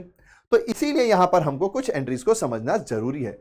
सबसे पहले मान लीजिए जो हमने पे किया है वो कौन है, और जिस पर लगने वाला था यानी कि बॉन्ड वो कौन है, ठीक है, उसके हिसाब से यहां पर एंट्रीज होती है। अगर मान लीजिए भैया जी पहला केस, दूसरा केस, तीसरा केस और चौथा केस, अगर मान लीजिए भैया जी यहां पर फर्म ही पे कर रही है और फर्म का ही एक्सपेंस है तो कोई दिक्कत ही नहीं है भैया, सीधा सीधा रिलाइजेशन में जाएगा। यानी फर्म ने ही पे किया, फर्म का ही एक्सपेंस था, तो जो रियलाइजेशन अकाउंट में हमारे पास था यहां पे कैश, बस वही आएगा। तो हमारी एंट्री क्या हो जाएगी, realisation account debit to cash, क्योंकि हम पेमेंट कैश में ही करेंगे, ठीक है। अब भैया काइन में कर देंगे तो एसेट आ जाएगा, पर ऐसा होता नहीं है, ठीक है, क्योंकि आप जब ये खर्चे कर रहे होते हो तो एसेट थोड़ी लेकर चलते हो। अरे मेरे को सुना ना यार, ऑटो ड्राइवर थोड़ा से पेमेंट लेना, अरे ये एसेट पकड़ लो ऐसा तो नहीं होगा। तो नॉर्मली एंट्रीज ऐसी होती है। नाउ अगर मान लीजिए भैया जी बॉन्ड बाय किसका है, बॉन्ड बाय फर्म है, फर्म को ही पे करना चाहिए था, पे कर दिया पार्टनर ने। अब आप खुद से सोच के देखिए कि अगर फर्म के द्वारा बॉन्ड होना था और पार्टनर ने पे कर दिया है तो इसका मतलब क्या है, बहुत सिंपल है भैया, फर्म का खर्चा था तो रियलाइजेशन अकाउंट तो आएगा ही आएगा। ये तो कोई पूछने की बात ही नहीं है। मैंने कहा अरे फिर भी पूछ लेते हैं यार, लिटिल बिट टू। अब क्योंकि मैंने भैया कैश में फर्म ने पे नहीं किया, पार्टनर ने पे किया है, तो हम पार्टनर को वापस लौटाएंगे, इसलिए टू पार्टनर्स कैपिटल। यहां पे पार्टनर्स की कैपिटल एक तरीके से बढ़ गई, तो जब हम पैसे देंगे तो जाहिर सी बात है यही वाला पैसा कैपिटल अकाउंट में भी जाएगा पार्टनर्स के, ये रियलाइजेशन अकाउंट फिर पार्टनर्स कैपिटल में भी जाएगा। यहां पर तो यहीं तक खत्म हो जाता, कैश में जाता, अब ये यहां पर वहां पर भी जाएगा। फिर अब बारी आ जाती है कि भैया बॉन्ड बाय फर्म था। अब बारी आती है कि भैया जी बॉन्ड बाय फर्म है, बॉन्ड बाय फर्म है, था पार्टनर का। Why should always partners have all the firm, है ना। कई बार फर्म कहती है अरे भाई पार्टनर तुम्हारा खर्चा है, कोई नहीं मैं ले लेता हूं। तो अगर फर्म ने खर्चा उठाया और था किसका, पार्टनर का, तो सिंपल सी बात है फर्म क्या कहेगी, फर्म कहेगी भाई अपने कैपिटल अकाउंट से दे दो, सिंपल सा पॉइंट है। तो वो उसकी कैपिटल को क्या कर देगी, कम कर देगी, तो यहां पे आ जाएगा। अब यही इंपॉर्टेंट चीज है, यही क्या चीज है, इंपॉर्टेंट चीज है, पार्टनर्स कैपिटल अकाउंट टू। अब ये तो हम समझ गए भैया कि अगर फर्म ने पार्टनर का पैसा पे किया तो फर्म पार्टनर की कैपिटल को रिड्यूस कर देगी कि भाई आपकी पेमेंट मैंने की ना यार, तो कैपिटल को हटाओ। पर पेमेंट की तो यहां पर क्या आएगा, टू रियलाइजेशन आएगा क्या, तो जी नहीं, क्योंकि रियलाइजेशन वर्ड कब आ रहा है बॉस, रियलाइजेशन वर्ड कब आ रहा है, जब ये फर्म का एक्सपेंस है तो यहां पे रियलाइजेशन आ रहा है, तो यहां पे रियलाइजेशन आ रहा है, पर यहां तो फर्म का है ही नहीं, ये तो पार्टनर का है, तो हम पार्टनर से कैश में लेते हैं, इसीलिए यहां पर एंट्री होगी टू कैश या बैंक। बस यही आपको ध्यान रखना है ऐसे केस में, ठीक है। अब आता है सवाल कि भैया अगर पार्टनर का ही था और पार्टनर ने ही पे कर दिया, तो आप खुद से बताओ, पार्टनर ने खुद में कोई खर्चा किया, खुद ही में कोई पेमेंट कर दी, तो क्या होगा, कुछ नहीं होगा भैया, फर्म का इससे क्या लेना देना, और मैं तो फर्म की बुक बना रहा हूं, पार्टनर की बुक थोड़ी बना रहा हूं, तो नो एंट्री, ठीक है। अब क्वेश्चन में कई बार आता है कि पार्टनर ने कहा कि मैं रियलाइजेशन एक्सपेंस पे कर दूंगा, मुझे इतने पैसे चाहिए होंगे, तो भैया रियलाइजेशन अकाउंट में इसकी कोई एंट्री नहीं होती है। यही आपको ध्यान रखना है कि रियलाइजेशन अकाउंट में इसकी कोई एंट्री नहीं होती है, ठीक है। बस यही एक छोटा सा पॉइंट याद रखना है।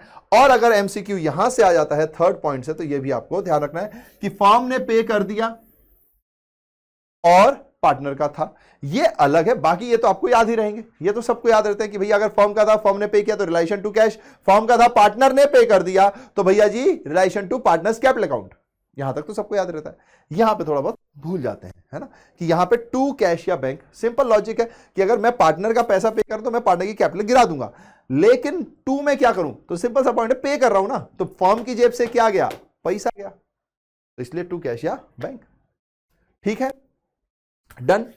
चलिए अब आप में से कुछ लोग अगर ज्यादा सोचेंगे कि भैया अगर फर्म पे ना करे तो भैया ये केस ही नहीं बनेगा, सिंपल सा पॉइंट, अगर फर्म पे नहीं कर रही केस ही नहीं बनेगा ये वाला, ठीक है। चलिए, ये बहुत इंपॉर्टेंट था, मुझे उम्मीद है आप समझ गए होंगे। अब आगे बढ़ते हैं, कुछ और आइटम्स की ओर चलते हैं। अब बारी आती है क्लोजिंग करना भैया। अब सारा कुछ हमने कर लिया, एसेट्स कर लिया, लाइबिलिटीज कर लिए, अनरिकॉर्डेड एसेट लाइबिलिटी समझ लिया, एक्सपेंस भी देख लिया, तो अब होगा टपक से क्लोज, यानी कि फायदा और नुकसान की बारी। तो फायदा होगा तो realisation to partners capital account PSR में बटेगा, अगर लॉस होगा तो लॉस यानी partners capital account debit to या करंट जो भी है टू रियलाइजेशन। सिंपल है, बस वही एंट्री है यहां पर। तो देखिए, when realisation account is shows profit तो realisation account debit to partners capital या करंट अकाउंट, और ये किस में होगा, पीएसआर में होगा। यहां पे कोई न्यू और ओल्ड रेशियो का चक्कर तो है ही नहीं। फिर अगर लॉस हो गया भैया तो पार्टनर्स कैपिटल से खींचा जाएगा पैसा, लॉस उन्हीं से तो रिकवर किया जाता है। तो partners capital account debit to realisation, कहीं कोई दिक्कत नहीं है, पीएसआर में ही होगा। बस फिर हमारे अकाउंट्स भी क्लोज हो गए। सिंपल है, कोई कहीं तो कोई दिक्कत नहीं है। नाउ अब आता है second account, partners loan account.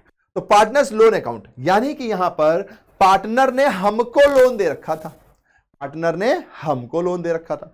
तो जाहिर सी बात है, पार्टनर ने अगर हमको लोन दे रखा था तो आपको पता होना चाहिए पार्टनर्स लोन अकाउंट जो है वो क्या होगा मेरे लिए, क्रेडिट बैलेंस या डेबिट बैलेंस। हमको लोन दे रखा था, हमारे लायबिलिटी है, यानी कि यहां पर होगा बाय बैलेंस कैरीड फॉरवर्ड। ठीक है, तो एंट्री क्या हो रही है, partners loan to, sorry balance carried forward है ये। तो अब इसके बाद इसकी पेमेंट की जाएगी। तो जब इसकी पेमेंट की जाएगी तो जाहिर सी बात है कैश कहां आएगा, यहां पर आएगा, या बैंक कहां आएगा, यहां पर आएगा, क्योंकि अब लोन अकाउंट खत्म होगा। ठीक है, तो कैश या बैंक आएगा, तो partners loan account debit to, क्योंकि ये टू वाली साइड होती है, टू कैश एंड बैंक, बस वही है यहां पर। पार्टनर्स लोन अकाउंट डेबिट, वैसे भी लोन एक लायबिलिटी थी, अब आप उसका पेमेंट कर रहे हो तो लोन आपकी कम हो रही है, फर्म से पैसे जा रहे हैं तो पैसे कम हो रहे हैं, तो एसेट्स कम तो क्रेडिट, लायबिलिटी कम तो डेबिट, तो इसलिए partners loan account debit to cash and bank.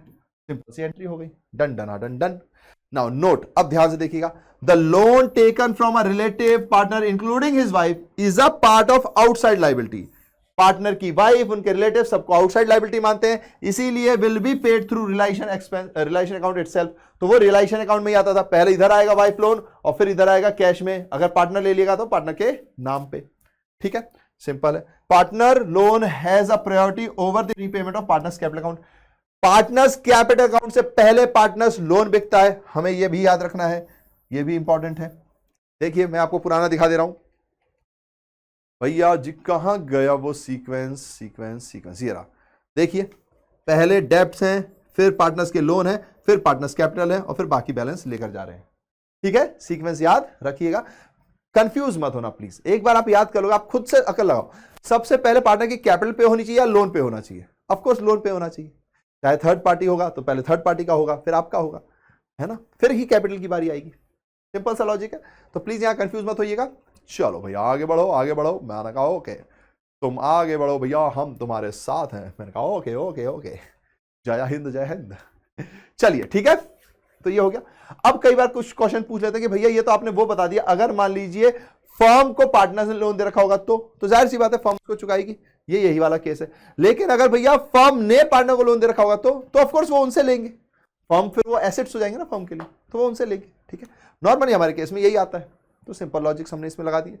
चलिए अगला थर्ड, पार्टनर्स कैपिटल अकाउंट। भैया अब ये बनाया जाएगा, जब ये बनाया जाएगा तो सबसे पहले तो कुछ कुछ चीजें इसमें बांटी जाती है जो हमने लायबिलिटी साइड में नहीं ली थी, उसको ध्यान दीजिए। तो जैसे रिजर्व फंड्स हैं, जनरल रिजर्व्स है, प्रॉफिट एंड लॉस का क्रेडिट बैलेंस है ये वाला, ठीक है, तो या वर्कमैन कंपनसेशन फंड है, कॉन्टिजेंस रिजर्व्स है, सारे पार्टनर्स कैपिटल या करंट अकाउंट में चले जाएंगे। कैपिटल अगर फ्लक्चुएट होंगे तो फिक्स मेथड है तो करंट अकाउंट के अंदर घुस जाएंगे। ठीक है, यहां तक तो भैया कोई दिक्कत नहीं है, तो ये हम करते रहते हैं। लेकिन अगर मान लीजिए पार्टनर ने लिया होगा तो जो लिया हो उसके हिसाब से एंट्री होगी। ठीक है, पार्टनर्स कैपिटल अकाउंट तो सिंपल है, इसमें कहीं कोई दिक्कत नहीं है। तो देखिए in case debit balance of profit and loss, अच्छा पहले अगर डेबिट बैलेंस हो गया तो जो एसेट्स के साइड एक्सक्लूडिंग में लिखे थे, तो जाहिर सी बात है पार्टनर्स कैपिटल कम होगा, तो partners capital debit to all that losses. तो पार्टनर्स कैपिटल अकाउंट या current account debit to profit and loss, ये डेबिट बैलेंस के लिए है। या फिर कोई भी डिफर्ड रेवेन्यू एक्सपेंडिचर्स हैं, कोई भी एसेट्स फिक्सेस टाइप के हैं, तो वो सारे यहां पर बढ़ जाते हैं। ठीक है, एडवर्टाइजमेंट सस्पेंस वर्ड है, वो सब यहां पर बढ़ जाएगा। नाउ अब आता है फाइनल सेटलमेंट विद पार्टनर्स। अगर आपको फाइनल सेटलमेंट करना है, अच्छा इसमें एक चीज और है, एक मिनट रुक जाइए, यहां पे है कि नहीं, वो नहीं है, ठीक है, मैं यहां आपको बता देता हूं।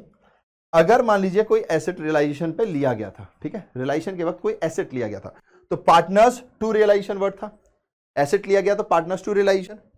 तो एसेट जब होता है, एसेट्स लेते हैं तो पार्टनर टू रियलाइजेशन। तो ऐसे में ये टू रियलाइजेशन, तो पार्टनर्स कैपिटल अकाउंट में अगर ये पार्टनर्स कैपिटल अकाउंट है तो टू रियलाइजेशन इस साइड आता है, क्योंकि इसकी एंट्री हम ऊपर ही कर चुके हैं तो इसको अलग से नहीं कर रहे हैं, है ना। एंट्री तो हमने ऊपर ही कर ली थी। एंट्री क्या होगी? Partners capital account debit to realisation. समझ रहे हो मेरे कहने का मतलब? और अगर मान लीजिए भैया जी लायबिलिटी की बारी आएगी और पार्टनर्स ने ले लिया, तो एंट्री क्या होती है? Realisation to partners capital, realisation to partners capital. तो जाहिर सी बात है यहां पर टू रियलाइजेशन इस साइड आ जाएगा, क्योंकि ये एंट्रीज हमने पहले ही कर ली हैं, इसलिए हम नहीं कर रहे हैं, है ना। वरना आप में से बहुत कंफ्यूज होते हैं कि भैया वो कहां चला गया जो पार्टनर ने लिया और दिया, तो मैंने आपको यहां पर दिखा दिया है। ओके, चलो आगे बढ़ते हैं। नाउ अब आती है बारी फाइनल सेटलमेंट की। अब खुद से सोचिए, कैपिटल अकाउंट में आपके पास बैलेंस है, आप क्या करोगे? कैपिटल को लेकर जाओगे, कैपिटल को लेकर जाओगे। तो जब कैपिटल में आपके पास बैलेंस है और लेकर जा रहे हो तो कैपिटल आपकी हट रही है, यानी कि डिक्रीज हो रही है, तो डेबिट। अब फर्म को पेमेंट करनी पड़ेगी, तो फर्म के पास से एसेट डिक्रीज हो रहे हैं, तो एंट्री क्या हो जाएगी? Partners capital account debit to cash. और अगर किसी पार्टनर को पैसे लाने पड़ गए तो अपनी कैपिटल बढ़ानी पड़ेगी, उसके लिए उसको कैश लाना पड़ेगा, तो एसेट्स में फर्म के अंदर कैश आएगा। तो जब फर्म के अंदर कैश आएगा तो cash debit to partners. Simple सा पॉइंट है, बस वही यहां पर है। तो देखिए फाइनल सेटलमेंट, अगर मान लीजिए partner capital account shows debit balance, debit balance का मतलब क्या हुआ? He will bring, debit balance मतलब नेगेटिव बैलेंस, याद रखिएगा ये पॉइंट। नेगेटिव बैलेंस का मतलब है कि भैया पार्टनर को लेकर आना पड़ेगा। तो पार्टनर अगर कैपिटल लाएगा तो उसकी कैपिटल बढ़ेगी और फर्म के अंदर कैश बढ़ेगा, तो cash account debit to partners capital, क्योंकि एसेट्स बढ़ते हैं तो डेबिट, लायबिलिटी जो कि पार्टनर्स कैपिटल है बढ़ेगी तो क्रेडिट।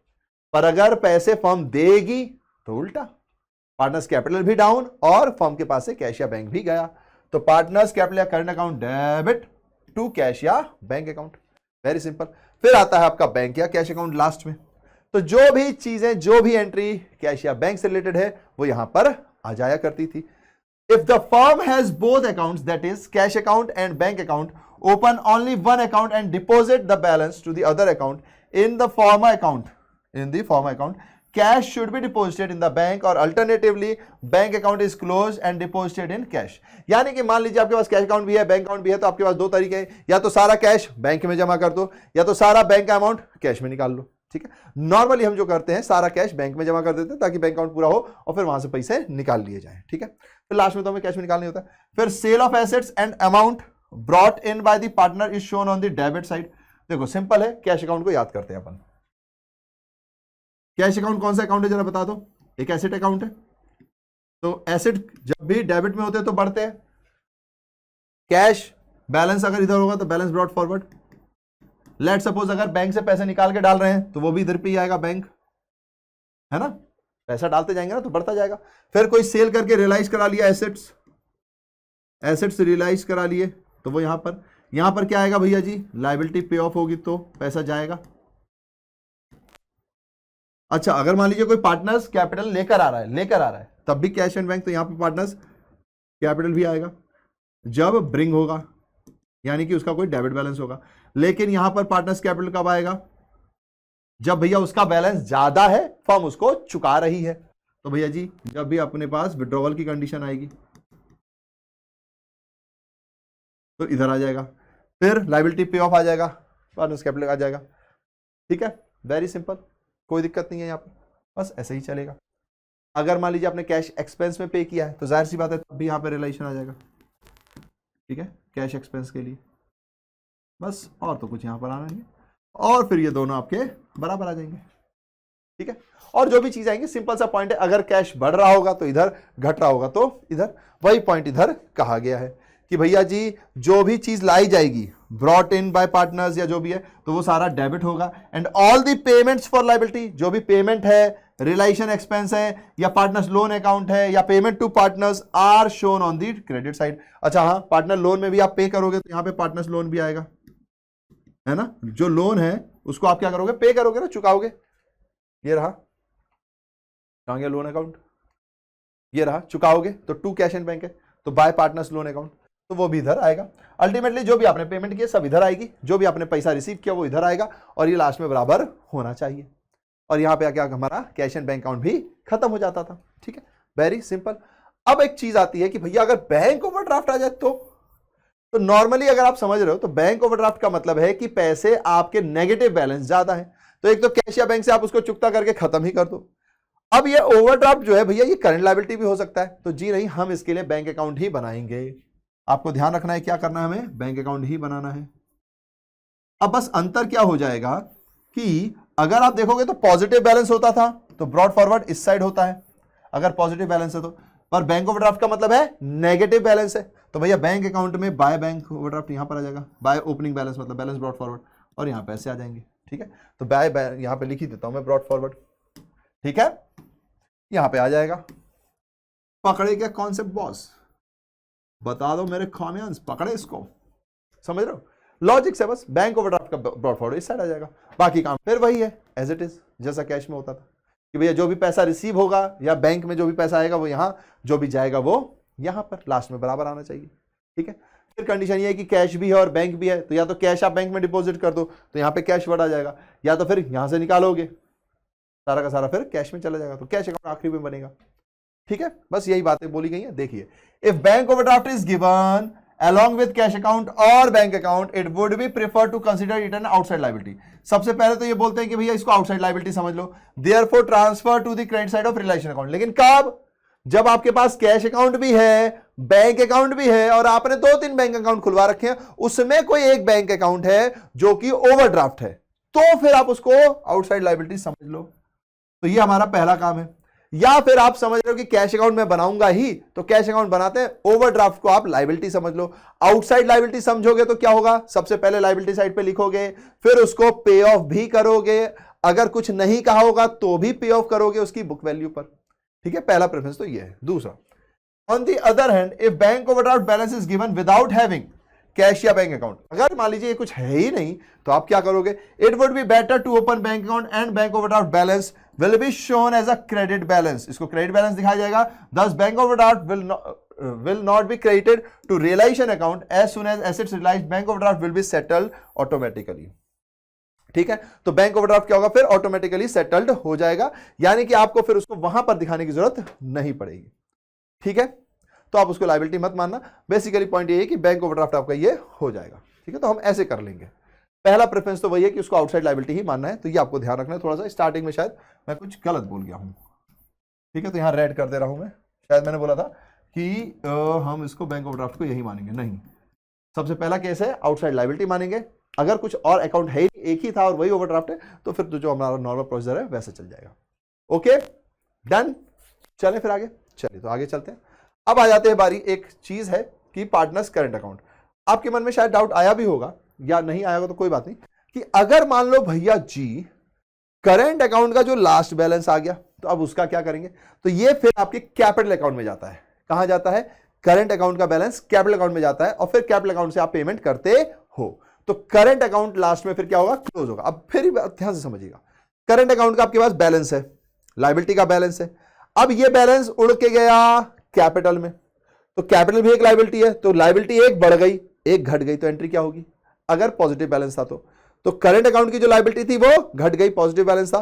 पार्टनर्स कैपिटल अकाउंट की लायबिलिटी बढ़ गई, तो एंट्री क्या हो गई, partners current account debit to partners capital account. लेकिन अगर नेगेटिव बैलेंस था तो भैया इसकी चुकता कैपिटल से होगी, तो अब इसकी चुकता करानी पड़ेगी, तो कैपिटल डिक्रीज होगा, तो कैपिटल अकाउंट क्या हो जाएगा, डेबिट, करंट अकाउंट क्या हो जाएगा, क्रेडिट। बस भैया accounting treatment of partners current account, partners current account shown credit balance, तो भैया करंट अकाउंट के पैसे को ट्रांसफर करके कैपिटल में भेजेंगे, तो करंट अकाउंट डिक्रीज होगा, कैपिटल अकाउंट बढ़ेगा, लीजिए एंट्री हो गई, है ना सिंपल।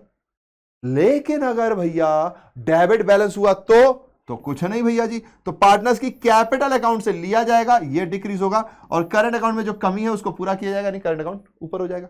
बस भैया जी खत्म, पैसा हजम। ठीक है, thereafter if capital accounts, फिर उसके बाद जाहिर सी बात है वही नियम है कि अगर कैपिटल अकाउंट का क्रेडिट बैलेंस है तो उसको पेमेंट की जाएगी, अगर डेबिट बैलेंस है तो उनसे पैसा और मंगाया जाएगा। हमने कैपिटल अकाउंट कर लिया है, बस वही पॉइंट है कि if the capital account reveals credit balance, payment will be given to the partners, and if capital account deficits debit balance, then partner will bring from his personal assets, तो फिर वो अपने पर्सनल एसेट्स से लेकर आएगा। Personal assets में भी private property में क्या नियम है कि अगर कोई प्राइवेट डेप्ट है तो पहले वो चुकता हो जाएगी, उसके बाद फिर फर्म्स की डेप्ट की बारी आएगी। ठीक है, समझ गए? सिंपल है। चलो भैया ये भी हो गया। अब आपके पास एक टॉपिक आता है जो कि आखिरी है, और ये भी काफी इंपॉर्टेंट टॉपिक है, तो इसको भी रेड कर देते हैं भैया। अगर हम कभी, ऐसा बोलना तो नहीं चाहिए, लेकिन अगर मैं कभी किसी टीचर का इंटरव्यू लेता हूं तो मैं पक्का ये पूछता हूं ताकि पता चल जाए, क्योंकि मोस्टली लोग इसे छोड़ देते हैं या इतना ध्यान नहीं रखते हैं, तो बहुत कम होते हैं जो इसका आंसर सही देते हैं। तो अब से आपको सही देना है, ध्यान रखना, नहीं तो कान पकड़ के खींच लूंगा। हालांकि आप दूर हो, पर भावनाएं आप समझ ही गए होंगे कि यार चीजें बननी चाहिए। ये चीजें अलग हैं, जो अलग चीजें वो तो आपको बननी चाहिए, क्योंकि जाहिर सी बात है जो नॉर्मल चीजें हैं वो कोई पूछता भी नहीं है, अलग चीजें ही ज्यादा पूछी जाती हैं। चलिए अब यहां पर है क्या भैया, तो अभी तक तो हम क्या समझ रहे थे भैया, वर्कमैन कंपनसेशन फंड हुआ करता था, और अगर कोई लायबिलिटी होती थी, अगर सॉरी पहले तो केस है कोई लायबिलिटी नहीं हुई तो हमने उसको पार्टनर्स कैपिटल अकाउंट में बांट दिया। लेकिन अगर भैया कोई लायबिलिटी हो गई तो हम कंपेयर करते थे कि अगर 50,000 का है, 30,000 की लायबिलिटी हुई तो बचे 20,000 बांट दिए, बाकी लायबिलिटी ट्रीट कर दिया। अगर 50 का है, 50 ही लायबिलिटी हो गई तो भैया जी सबका सबका लायबिलिटी में चला जाएगा, कोई दिक्कत नहीं है। लेकिन अगर भैया लायबिलिटी ज्यादा हो गई, बच्चा कम था, मतलब रिजर्व्स कम था, लायबिलिटी ज्यादा थी, तो हम फिर पार्टनर से वो मांग लेते थे रिवैल्यूएशन अकाउंट के थ्रू। पार्टनर से वो कहीं ना कहीं मांग लेते थे हम रिवैल्यूएशन अकाउंट के थ्रू। हाँ जी बिल्कुल सही है। पर अब यहां क्या करें भैया, यहां तो रिवैल्यूएशन अकाउंट नहीं बनेगा, यहां तो रियलाइजेशन बनेगा। तो यहां पर ही आपको समझना है, ध्यान से समझिएगा। अगर मान लीजिए आपके पास workman compensation, yellow colour use करता हूं दिखाई देगा, रेड मैंने मार्क ही दिया है इंपॉर्टेंट पॉइंट के हिसाब से। अगर मान लीजिए अरे अरे अरे कलर तो चेंज करो ना रे। ठीक है भैया जी कर रहे, ठीक है कर दे। वर्कमैन कंपनसेशन रिजर्व अगर आपके पास है तो भैया ये पार्टनर में बंटता है, तो ये डिस्ट्रीब्यूट हो जाएगा।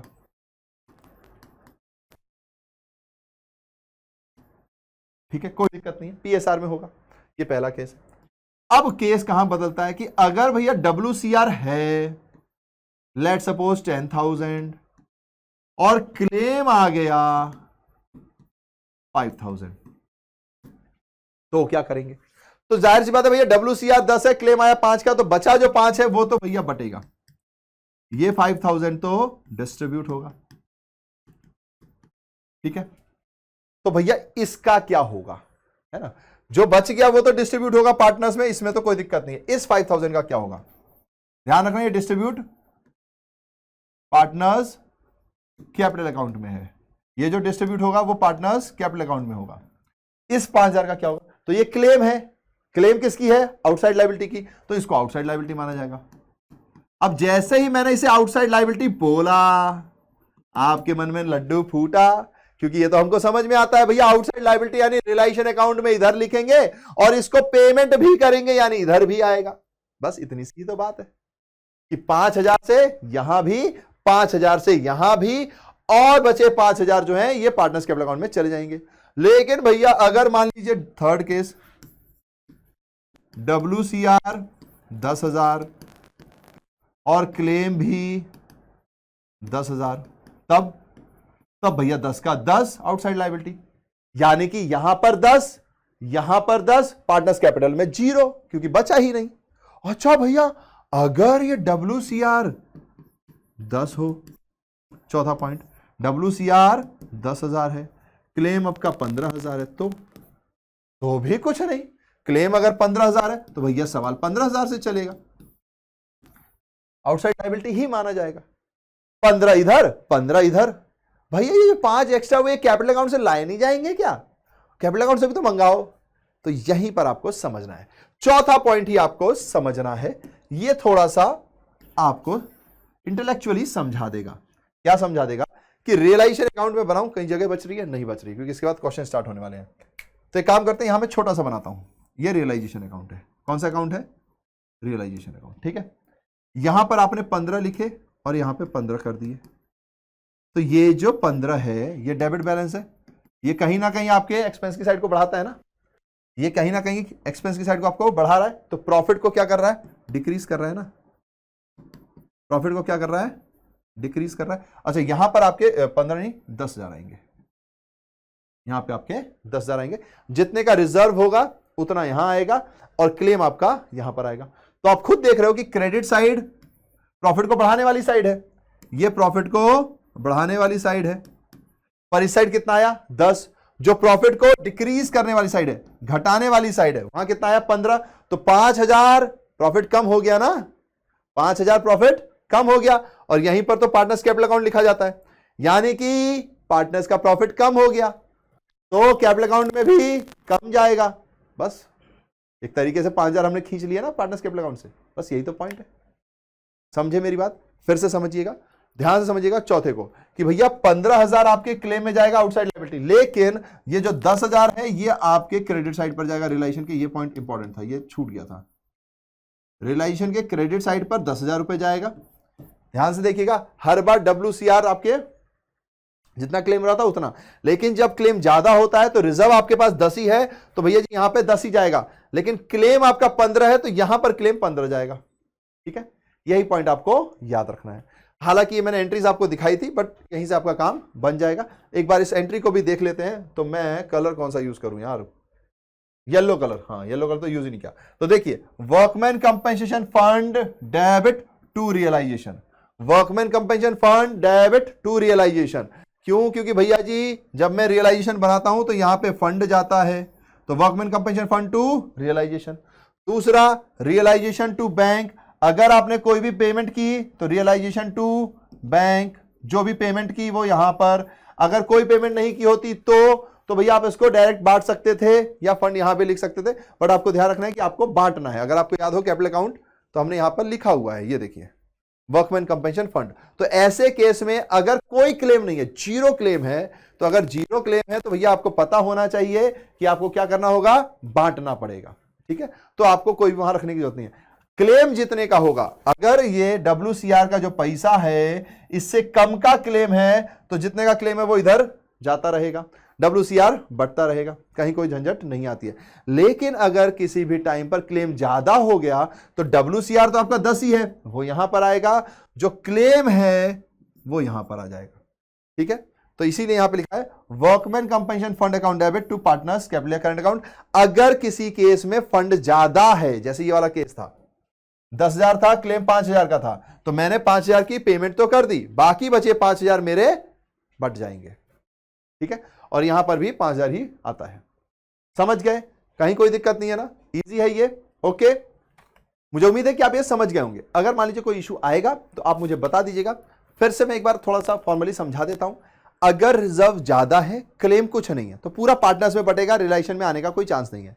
अगर क्लेम मतलब मान लीजिए रिजर्व 10,000 का है, क्लेम 5,000 का आया, तो 5,000 रुपए रियलाइजेशन में, 5,000 रुपए ही पेमेंट, और बचे 5,000 रिजर्व फंड में बट जाएंगे। ध्यान से समझिएगा। अगर दोनों जगह भैया 10-10 है तो भैया रिजर्व 10, क्लेम 10, पार्टनर्स में कुछ नहीं। अगर क्लेम ज्यादा है तो रिजर्व तो 10 ही है, क्लेम 15 है, बचे 5,000, वो भैया जी लॉस हो गए, क्योंकि ऑटोमेटिकली आपको यहां दिख रहा होगा प्रॉफिट डिक्रीज हो गया है, तो पार्टनर्स कैपिटल अकाउंट में वो अपने आप दिखने लगेगा। ठीक है, उम्मीद है कि आप यहां कंफ्यूज नहीं होंगे। तो यहां पर अगर हमारे सारे टॉपिक्स हो गए हैं, छुटपुट जो रेंट कमीशन है वो नॉर्मल होते हैं कि भैया अगर कमीशन आप किसी को पे कर रहे हो तो भैया जी उसको कैपिटल अकाउंट में आप कर दोगे। ठीक है, तो जो मेजर टर्म्स थे वो सारे हम कर चुके हैं, तो यहां पर आके होती है बात खत्म। मेमोरेंडम एसेट्स बैलेंस शीट भी हम बनाया करते थे, बट वो इसमें कहीं पर है नहीं, तो हमें जरूरत पड़ेगी नहीं। ठीक है, मेमोरेंडम का कोई ऐसा कुछ है नहीं। ठीक है, बेसिक चीजें थी। अब बारी हो रही है आपकी चेकिंग की। तो यहां से अब जब हम आगे बढ़ेंगे तो आपकी चेकिंग भी करेंगे। तो प्लीज सारे कॉन्सेप्ट्स के साथ तैयार हो जाओ, क्योंकि अब आने वाले हैं क्वेश्चंस, वो आपको करने हैं, फिर मुझे बताना है। रघुवरी रीत सदा चली आई, जब भी कॉमेंट्स क्वेश्चन करें कमेंट सेक्शन में बता दे कितने सही करें। ठीक है, और क्लास कैसी लगी, बाकी सब कुछ। ओके, चलो तो फिर अब आगे बढ़ रहे हैं हम। लेट्स गो और let's check the knowledge of our comments. मुझे पूरी उम्मीद है कि आप बेस्ट हो, तो आपकी पूरी नॉलेज यहां पर दिखेगी। On dissolution of a firm, out of the proceeds received from the sale of assets, dash dash will be paid the first of all. सबसे पहले क्या पे किया जाएगा? सिंपल सा पॉइंट है भैया, कैपिटल। अरे नहीं, अरे लोन नहीं, पार्टनर्स एडिशनल कैपिटल नहीं, सबसे पहले थर्ड पार्टी इसको पेमेंट की जाएगी। फॉर्मेट आपको याद रखना है, फिर पार्टनर्स लोन, फिर कैपिटल, बच गया तो लेकर जाओ घर। राय भी बन गई। तो हमारा आंसर क्या है? डी है कि आउटसाइड क्रेडिटर सबसे पहले पे किए जाएंगे। थर्ड पार्टी में कोई भी होगा तो सबसे पहले पे किया जाएगा। ठीक है, नाउ अच्छा, इसमें वो याद रखिएगा कि अगर मान लीजिए डिवेंचर लिखा हो कि डिवेंचर कब पे किए जाएंगे, first of all, last of all, या फिर बिफोर शेयर होल्डर्स, तो before share holders, first of all नहीं, ठीक है, क्योंकि वहां थर्ड पार्टी के अंदर कौन से थर्ड पार्टी को पहले पे किया जाएगा वो नहीं है ना। डन। चलिए अगला क्वेश्चन दूसरा, P a partner agree to take over responsibility of completing dissolution. इसने कहा भाई मैं डिसोल्यूशन कंप्लीट कर दूंगा। It an agreed remuneration of 500 and to bear all the realisation expense. Actual realisation expense amounted to ₹100 were paid by the firm. Realization account is debited with. अब ध्यान से समझिएगा कि क्या रियलाइजेशन अकाउंट यहां पर डेबिट होगा। अब यही आपको पॉइंट समझना है। एक बार आपने ये समझ लिया तो कहीं कोई दिक्कत नहीं है। अब फिर से देखिए, partner agreed over responsibility of completing dissolution at an agreed remuneration of 500। तो यहां पर साफ साफ कहा है कि पार्टनर को 500 रुपए का रिम्यूनरेशन मिलेगा, यानी वो 500 रुपए रिम्यूनरेशन मिलेगा, and to bear all relation expense, बाकी वो सारे रिलेशन एक्सपेंस खत्म कर देगा। तो जो आपकी पेमेंट हो रही है वो 500 की है, ठीक है। Actual relation expense amounted ₹100 were paid by the firm. Firm के द्वारा जो पे किया जा रहा है एक्चुअल रिलेशन, उसका यहां पर रोल नहीं बचता। तो हमारे पास जो आंसर होगा वो 500 होगा, ठीक है। क्योंकि अगर किसी पार्टनर को आपने बोल दिया है तो पार्टनर ही उतने ही अमाउंट से जाएगा। क्वेश्चन हमसे पूछ रहा है कि डेबिटेड, यानी कि जब मैं रिलेशन अकाउंट बनाऊंगा तो यहां पर कितना आएगा, तो 500 आएगा, क्योंकि पार्टनर ने टुक ओवर कर लिया है रिस्पॉन्सिबिलिटी। तो पार्टनर की रिस्पॉन्सिबिलिटी 500 की है, तो हम वही मानेंगे, ठीक है। ओके, चलिए ध्यान रखना है, आगे बढ़ते हैं। If in case of dissolution of partnership there was no workman compensation. देखिए वर्कमैन कंपेंसेशन कहा गया, क्या बोल रहे हैं, in case of dissolution of partnership there were no workman compensation fund. भैया कोई फंड नहीं था। Now firm had to pay 4000 as compensation to workers, where will this 4000 recorded in the books of account. अब ध्यान से समझिए, कोई reserve पहले से नहीं था, अरे तो फिर तो कोई दिक्कत ही नहीं है। लायबिलिटी आई, आउटसाइड लायबिलिटी मानेंगे, पहले इधर भी लिखेंगे फिर इधर भी पे करेंगे, है ना, सिंपल सा पॉइंट है। तो वो भैया कह रहे हैं कहां लिखा जाएगा, तो जाहिर सी बात है यहां पर जो बात की जा रही है वो किस चीज की बात की जा रही है। इंपॉर्टेंट ये है कि क्या वहां लिखने की बात कर रहे हैं, यहां लिखने की बात कर रहे हैं। तो आपको भैया जी कंपेंसेशन क्या करना पड़ता है, पे करना पड़ता है। तो आपको ये पॉइंट ध्यान रखना पड़ेगा कि आपको कंपेंसेशन पे करना। अब देखो फिर से समझिएगा, सॉरी ये गड़बड़ है, हाँ, डेबिट और क्रेडिट। यहां पर वो वाला पैसा आता है जब आपके पास रिजर्व होता है, ठीक है, जब आपके पास रिजर्व होता है। तो अगर रिजर्व है तो जितने का क्लेम किया वो आपस में करते हैं अपन, यहां पर रिजर्व उतना ही लिखते हैं जितने का क्लेम हुआ होता है। रिजर्व है ही नहीं तो यहां तो आएगा 0, पर रिजर्व अगर नहीं है तो क्या क्लेम भी नहीं होगा, क्लेम होगा। क्लेम तो आपका यहां पर आएगा ही कैश करके। तो यानी कि रिलाइजेशन अकाउंट क्या होता है, debited to cash, cash expense वाला कैश, ठीक है। तो यानी कि एंट्री क्या होगी, रिलेशन अकाउंट डेबिटेड। तो ये हमारे पास आ जाएगा, ठीक है।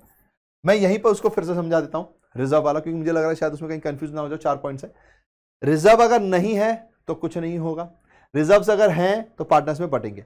अगर रिजर्व और कंपनसेशन का साथ में देखा जाए तो जितने का कंपनसेशन होगा, अगर रिजर्व की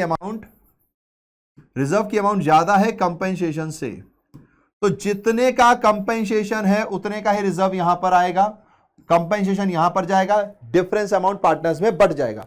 लेकिन अगर कंपनसेशन ज्यादा है रिजर्व से, तो यहां ये रिजर्व का अमाउंट यहां पर आएगा और कंपनसेशन का अमाउंट यहां पर आएगा, ठीक है। अब मुझे उम्मीद है कि आप समझ गए होंगे। चलिए आगे बढ़ जाते हैं। तो हमारा आंसर जो है वो ए है, ठीक है। नाउ थर्ड के बाद fourth question, on dissolution of a partnership firm. Dissolution of partnership firm में ये केसेस है। सबसे पहले when goodwill appear in the balance sheet is transfer to relation account. हाँ भैया ट्रांसफर किया जाता है रिलेशन अकाउंट में। अब देखो समझना, किसकी बात कर रहे हैं, बैलेंस शीट की बात कर रहे हैं। बैलेंस शीट तो रियलाइजेशन, डेबिट और क्रेडिट। तो भैया बैलेंस शीट से उठ के आइटम यहां आता है, तो एंट्री क्या होती है, रिलेशन टू गुडविल। जब हम कैश में रियलाइज कराते हैं तब यहां कैश या पार्टनर्स कैपिटल आता है, वरना एंट्री क्या होगी, रिलेशन टू गुडविल। तो भैया एंट्री क्या है, रिलेशन टू गुडविल, ये रही 2, तो ये हो गया 2। फिर when goodwill is realised in cash, यानी यहां की बात हो रही है, तो ये कैश आएगा क्योंकि कैश में रियलाइज हुआ, तो कैश टू रियलाइजेशन। देखिए कैश टू रियलाइजेशन, या बैंक इन कैश बोला है, बैंक का एंट्री दे दी, समझ जाओ बैंक का भी नाम आ सकता है। तो यहां पे क्या आ जाएगा 3। फिर when any assets is taken over by any partner, तो यहां पार्टनर्स कैपिटल का नाम आ जाता है। एंट्री तो यही होती है, पार्टनर्स कैपिटल टू रियलाइजेशन।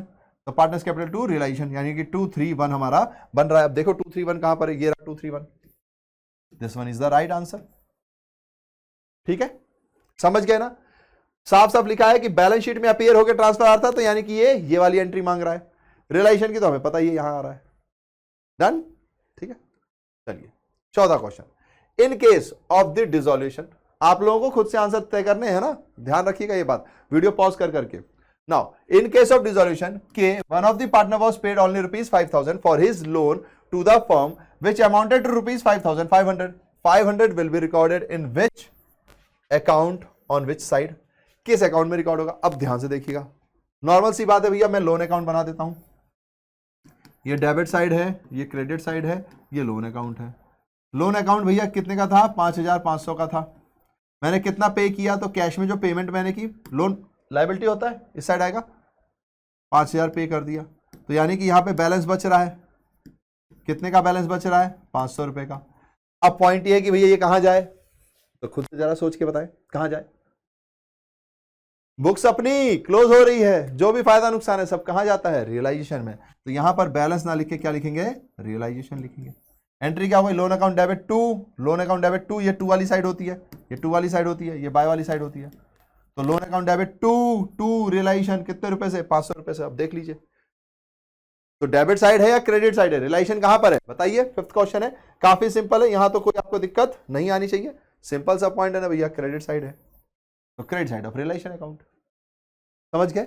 अच्छा क्वेश्चन है, क्योंकि लोन पे ज्यादा बातचीत होती नहीं है, तो लोन का भी आपको ध्यान रखना है। लोन एक लायबिलिटी है, इस साइड बैलेंस ब्रॉट डाउन आएगा, फिर हम पेमेंट करेंगे जो भी एक्स्ट्रा होगा। अगर मान लीजिए भैया पेमेंट ज्यादा करते तो, इंटरेस्ट के साथ करते तो, अगर मान लीजिए क्वेश्चन ऐसा कुछ कहेगा तो कैसे यहाँ आ जाएगा, क्वेश्चन जैसा कहे वैसा कर लेंगे।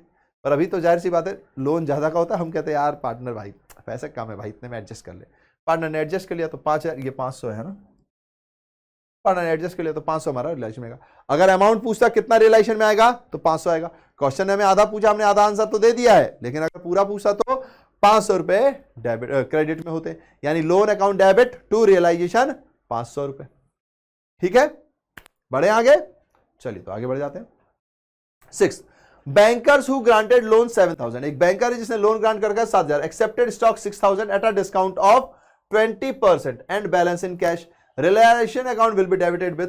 अब भैया रियलाइजेशन अकाउंट कितने से डेबिट होगा? तो ध्यान से समझिएगा, बैंकर है 7,000 रुपए का, ठीक है। अब वो क्या कह रहा है? एक्सेप्टेड स्टॉक 6,000, 6,000 का स्टॉक उसने एक्सेप्ट किया एट अ डिस्काउंट ऑफ 20%, यानी कि 6,000 की जो चीज थी उसको 20% पे, तो माइनस 20% करेंगे इसका, तो 20% कितना हो जाता है? 20/100, परसेंटेज को हटा दो, टम तो 1200, यानी कि टोटल कितने हो गए? 4,800। ठीक है, इस पे उसने स्टॉक एक्सेप्ट कर लिया होगा। एंड बैलेंस इन कैश, तो भैया 7,000 की चीज थी, 6,000 का आपने स्टॉक लिया था, जिसको आपने 20% में लिया तो बचा 1,000 रुपए, और तो 1,000 रुपए का आपने कैश किया। तो भैया सिंपल सी पॉइंट है, आंसर बताओ क्या होगा? आप खुद भी समझ के बता सकते हो, जल्दी से बता दो आंसर क्या होगा, क्या होगा? तो जाहिर सी बात है आपका आंसर होगा 1,000 प्लस 1,200 यानी कि 2,200। ठीक है, डन। ये आपका रियलाइजेशन है, क्योंकि रियलाइजेशन में जो आपको लॉस होगा वो 1,000 उसकी पेमेंट का, और एक ये जो 1,200 रुपए का है इसका। ठीक है, तो आप कौन से अमाउंट से डेबिट करोगे? तो आप 2,200 रुपए से डेबिट करोगे। वेरी सिंपल, यहां पे कोई भी झंझट की बात नहीं है। डिस्काउंट भी आपके लिए लॉस है ना, क्योंकि आपको तो लॉस पड़ेगा। तो रियलाइजेशन अकाउंट में जो लॉस कवर होगा वो एक्चुअली कितने का होगा? इतने का होगा। ठीक है, डन है। कहीं कोई दिक्कत? मुझे उम्मीद है कि आपको कोई दिक्कत नहीं आएगी। ठीक है, बैंकर्स का लोन था 7,000 रुपए का, उसने एक्सेप्ट कर लिया stock 6,000 at a discount of 20%, तो 20% का डिस्काउंट के हिसाब से 1,200 रुपए, और बैलेंस इन कैश यानी 1,000 रुपए, तो 2,200 रुपए हमारा आंसर हो गया। ठीक है, चलिए आगे बढ़ते हैं। Dissolution, on dissolution of a firm partners capital account balance was 60,000। भैया जी पार्टनर्स कैपिटल अकाउंट का बैलेंस 60,000 रुपए है, 15,000 हमारे पास क्रेडिटर का बैलेंस है। अच्छा क्वेश्चन है, इसको पहले आप खुद से करो, वीडियो पॉज करो ताकि आपको समझ में आ जाए। बहुत ही प्यारा क्वेश्चन है, फिर मैं इसको करा ही रहा हूं। ठीक है, देखिए, on dissolution of a firm partners capital account balance was 60,000। तो भैया जी याद कर लीजिए, partners capital account 60,000, balance sheet को याद कर लीजिए, ये आपकी लायबिलिटी साइड होती थी, ये आपकी एसेट साइड होती थी। ठीक है, कोई दिक्कत नहीं है।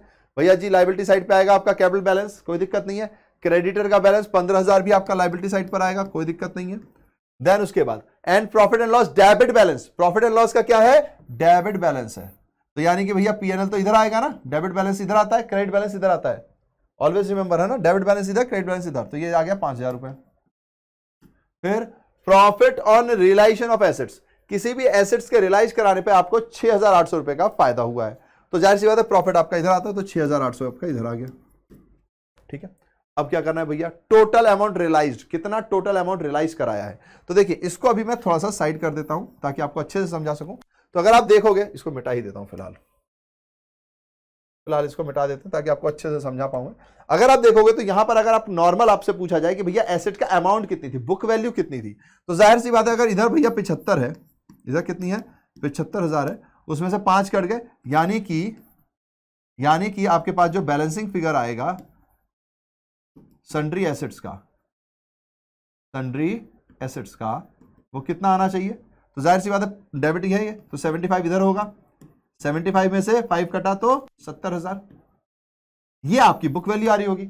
अगर क्वेश्चन आपसे बुक वैल्यू मांगेगा कि भैया बुक वैल्यू कितनी है, तो भैया ये रही 70,000, लेकिन क्वेश्चन ने आपसे क्या मांगा, the total amount realised from asset was, जो टोटल अमाउंट रियलाइज्ड हुआ एसेट से वो कितना हुआ है, टोटल अमाउंट जो रियलाइज हुआ है एसेट से वो कितना हुआ है। तो आपको ध्यान देना पड़ेगा कि 70,000 आपकी बुक वैल्यू है, पर रियलाइज कितना हुआ, प्रॉफिट 6,800, यानी कि मुझे 6,800 रुपए इस पर और एक्स्ट्रा मिले थे, तो जो मुझे रियलाइज हुआ होगा वो हुआ होगा 76,800। अगर भैया यहां पर लॉस बोल दिया होता तो मैं यहां पे माइनस करता, इसीलिए मैंने 6,800 आपको हटा दिया था ताकि आपको यह समझ में आए कि क्वेश्चन ने अगर सिंपल बुक वैल्यू पूछ ली तो बुक वैल्यू आपकी 70,000 रुपए है, ये 70,000 क्या है, बुक वैल्यू है। कैसे पता, सिंपल सा पॉइंट है, बैलेंस शीट के आइटम्स आपको गिवन है, बैलेंस शीट के आइटम्स गिवन है, जो लायबिलिटी साइड है वो लायबिलिटी साइड, जो एसेट साइड है वो एसेट साइड, जो डिफरेंस बचा वो सन्ड्री एसेट्स का टोटल है। ठीक है, अब रियलाइज बता रखा है, तो रियलाइज फायदे में है, तो यानी 70 की चीज को 76,800 में बेचा होगा तभी तो फायदा हुआ 6,800 का, अगर लॉस होता तो हम इसको माइनस कर रहे होते। ठीक है, अब यहां आंसर कहां पर है, तो ये रहा बी आंसर है 76,800। ठीक है, तो this is our right answer. समझ गए, वेरी सिंपल। चलिए आगे बढ़ते हैं। 8th, settlement of accounts in case of dissolution of partnership firm is dealt with section of partnership act 1932। देखिए आ गया ना, सेटलमेंट ऑफ अकाउंट कौन से सेक्शन से बोला गया है, वो भी इन द पार्टनरशिप एक्ट 1932। तो सेटलमेंट ऑफ अकाउंट्स का सेटलमेंट सेक्शन 48 से बोला गया है, इसीलिए मैं आपको बता रहा हूं कि कई बुक्स में ये है, तो प्लीज आपको ये याद रखना है कि सेटलमेंट जो होगा, डिसॉल्यूशन का प्रोसेस जो होगा, उसमें सेक्शन 48 का रोल होगा, जो कि लॉस का भी बताता है और एसेट रियलाइज हो गई तो उसका क्या प्रोसीजर है पे ऑफ करने का वो भी बताता है।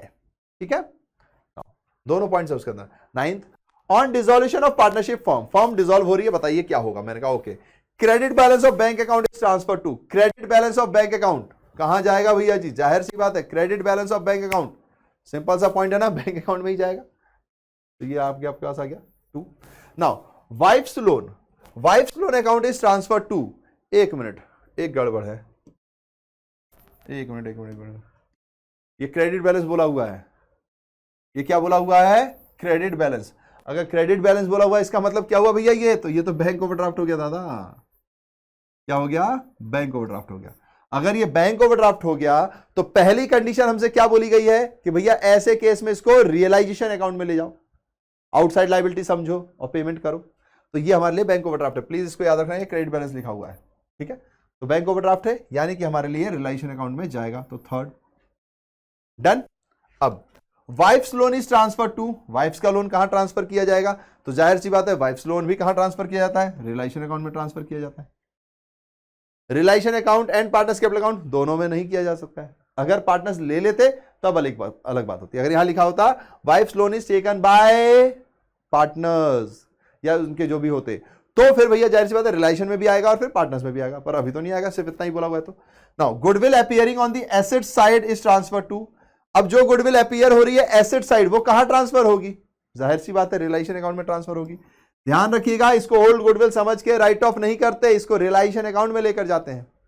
तो यानी कि ऐसा भी मैच दी फॉलोइंग हो सकता है जिसमें सारे आंसर सेम हो, बिल्कुल हो सकता है, मैच दी फॉलोइंग है, तो इसलिए ये तुक्का लगा के मत बैठना, अकड़म बकड़म बम्बे बो 1 2 3 तो 2 3 1 या 3 2 1 या 1 2 3, ऐसे वैसे नहीं करना है, कोई एक भी हो सकता है। और यहां पर हमारे पास आंसर ये है।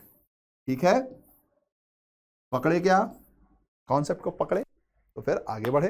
मैंने कहा ओके ओके ओके, चलिए आगे बढ़ते हैं। नाउ स्टॉक 1,60,000 है, x took over 50% of the stock, 50% of the stock उन्होंने ले लिया 20% डिस्काउंट पे। तो भैया जी 1,60,000 है हमारे पास स्टॉक, इसके दो हिस्से बन गए, एक बन गया 80,000 और एक बन गया 80,000। इस 80,000 में 20% का डिस्काउंट है तो माइनस 16,000, 20% ऑफ 80,000, सिंपल है, 20% ऑफ 80,000, तो आपके पास कितना आ गया 64,000। अब बारी इधर की है, ये 80,000 है, was sold off at a 30% profit. भैया इस 80,000 को 30% प्रॉफिट में बेचा, तो भैया जी ये लो प्लस 30% प्रॉफिट यानी 2,400 रुपए, हाँ 24,000, सॉरी 2,400 कह रहा हूं मैं, 24,000, 30% ऑफ 80,000, तो टोटल कितना हो गया, प्लस करेंगे तो 104।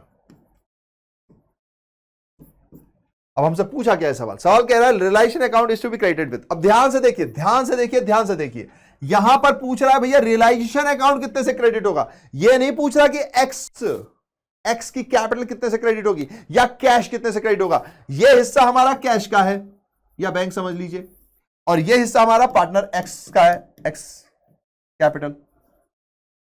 लेकिन वो मुझसे पूछ रहा है कि भैया क्रेडिट कितना होगा, तो भैया ये दोनों ही क्रेडिट जाएंगे, यानी कि टोटल कितना हो गया 168। अब इसी क्वेश्चन में अगर ट्रिक करने के लिए वो ये पूछ ले कि पार्टनर का कैपिटल अकाउंट कितने से क्रेडिट होगा, तो आंसर इज 64। अगर पूछ ले कैश रियलाइज कितने से होगा, तो आंसर इज 104। यही डिफरेंस हमको समझ के रखना है, क्वेश्चन कुछ भी पूछ सकता है, तो क्वेश्चन पे डिपेंडेंट होगा हमारा आंसर।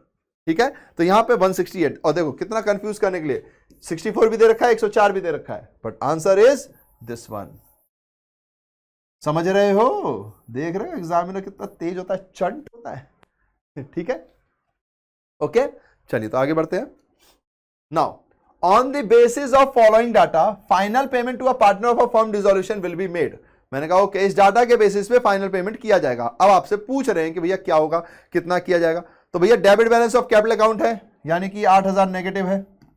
डेबिट बैलेंस का मतलब नेगेटिव, डेबिट बैलेंस का मतलब नेगेटिव, तो कैपिटल अकाउंट भैया 8,000 नेगेटिव है। शेयर ऑफ हिज प्रॉफिट बोला हुआ है, तो मैंने कहा ठीक है भैया ये तो फायदे वाली बात है, तो ये आ जाएगा अपने पास 35,000 पॉजिटिव।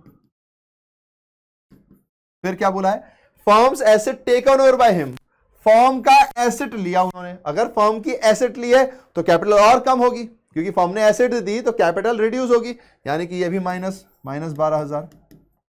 तो देखा जाए तो 8,000 और 12,000 दोनों नेगेटिव है, तो 20,000 नेगेटिव, 35,000 पॉजिटिव, यानी कि 15,000 उनका बैलेंस बच रहा होगा। ठीक है, जो उनको मिल जाएगा। आंसर क्या है, ये रहा। समझे क्या, समझे क्या? क्वेश्चन बहुत ही सिंपल था, ज्यादा इसमें कुछ भी तड़कमबाजी नहीं थी। क्वेश्चन बस हमसे ये कह रहा है कि भैया जी 8,000 आपका डेबिट बैलेंस है, आपका प्रॉफिट कैसा, आपका 35,000 है और आप एक एसेट ले गए। अगर लेट सपोज ये बोलता कि एक लायबिलिटी पे ऑफ किया है, तो मैंने अगर कोई लायबिलिटी पे ऑफ किया तो मेरी कैपिटल बढ़ेगी ना, मैं कहूंगा फर्म पैसा लाओ मेरी कैपिटल बढ़ाओ, तो यानी कि लायबिलिटी पे ऑफ होता तो यहां प्लस होता। ठीक है, अब हो सकता है कि यहां पे हिस्सा लिखा हुआ है, कोई क्वेश्चन ऐसा हो सकता है जिसमें आपको प्रॉफिट दे और पीएसआर दे दे, तो भैया इनका हिस्सा निकाल लेंगे और फिर वो इसको देंगे, क्योंकि जिसके बारे में कहा गया है उसी के बारे में हमें काम करना है। ठीक है, तो क्वेश्चन इतना ही घुमा फिरा सकता है, ऐसे वैसे तैसे वैसे। ठीक है, हमें सब पता है तो हम कर ही लेंगे। डन, चलिए अगला देखते हैं 12वां question. On dissolution of a firm and unrecorded furniture, unrecorded है भैया जी, याद रखिएगा वर्ड क्या है, unrecorded. 7,000 was taken up by a partner for 6,500। एक अनरिकॉर्डेड एसेट था जिसको 6,500 में एक पार्टनर ने ले लिया। विच amount will be credited and by how much amount.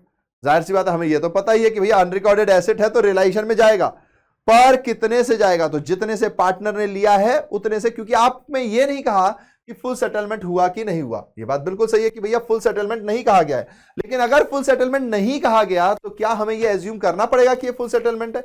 तो बस यही यहां पर पॉइंट है कि यहां पर आपको बार बार प्रॉब्लम यही चीजों पर आती है। तो आपको खुद समझना है कि अगर फुल सेटलमेंट वर्ड नहीं भी कहा गया तो वो यहां कहा भी नहीं जाता है। जब हम लायबिलिटी पे ऑफ करते हैं या कोई एसेट्स किसी क्रेडिटर को देते हैं तब उस टाइम पे कहता है। यहां पार्टनर्स की बात हो रही है तो आपको मान के चलना है कि पार्टनर से 7,000 की चीज को 6,500 में लेकर गए हैं। ये तो हमें पता ही रिलेशन अकाउंट में आएगा। अब लेकर गए हैं यानी कि इधर आएगा, ठीक है। तो बस फिर रिलेशन अकाउंट बाय 6,500, तो रिलेशन अकाउंट क्या होगा, क्रेडिट हो जाता है। अनरिकॉर्डेड एसेट्स यानी पार्टनर का नाम दिया है क्या, नहीं दिया हुआ है। मान लो एबीसीडी होता तो S capital account debit to relation, S capital account debit to relation, तो रिलेशन अकाउंट क्या होता, क्रेडिट होता। अगर और पूछता कि रिलेशन में कितना जाएगा और कहां जाएगा, तो credit side of relation account bye ₹6,500। Very simple, ठीक है। चलिए आगे बढ़ते हैं। अब हम यहां पर तो और कुछ है नहीं। चलिए ध्यान रखिएगा कैश में नहीं आएगा, है ना, कैश में नहीं आएगा क्योंकि पार्टनर का लिया हुआ है। डेटर्स है भैया 1,32,000 के, प्रोविजंस है 12,000 के, 24,000 बुक डेप्ट्स है। तो आप बताओ कि रियलाइजेशन अकाउंट में कितने से क्रेडिट होगा, क्रेडिट, रियलाइजेशन अकाउंट में क्रेडिट यानी कि इधर की बात हो रही है, रियलाइजेशन अकाउंट में इधर की बात हो रही है ना, cash to realisation, cash to realisation यानी यहां की बात हो रही है। तो भैया 1,32 का था। अब कंफ्यूजन कहां आ जाता है, कंफ्यूजन बस एक जगह आ जाता है कि भैया ये जो 24,000 है इसका क्या करेंगे। तो 24,000 तो बुक डेप्ट है, तो ये तो यहां पे भैया माइनस होंगे, सिंपल सा पॉइंट है। अब ये जो 12,000 है ना, ये प्रोविजन है, क्या है, प्रोविजन, ठीक है। अब आपसे क्या पूछा गया है, रिलेशन अकाउंट क्रेडिटेड। अब जब रिलेशन अकाउंट क्रेडिटेड की बात की जाएगी तो आपको क्या ध्यान देना है कि भैया कुछ भी नहीं है, सिंपल सा पॉइंट है कि भैया हमसे यह पूछा जा रहा है कि एसेट्स कैसे आपका रियलाइज होने वाला है। तो बस फिर खत्म पॉइंट, इससे मुझे कुछ लेना ही देना नहीं है, सीधा माइनस कर देंगे अपन, ठीक है। एसेट्स की बात करें तो एसेट्स क्रेडिटेड विद 108, ये प्रोविजन हमारा अलग रहता है। याद है ना, रिलेशन अकाउंट जब हम बनाते हैं, ये रिलेशन अकाउंट जब हम यहां बनाते हैं तो रिलेशन में इधर पर प्रोविजन, पर हमसे इसकी बात पूछ रहा है तो हम तो इसका बताएंगे, तो ये 108 में जाएगा।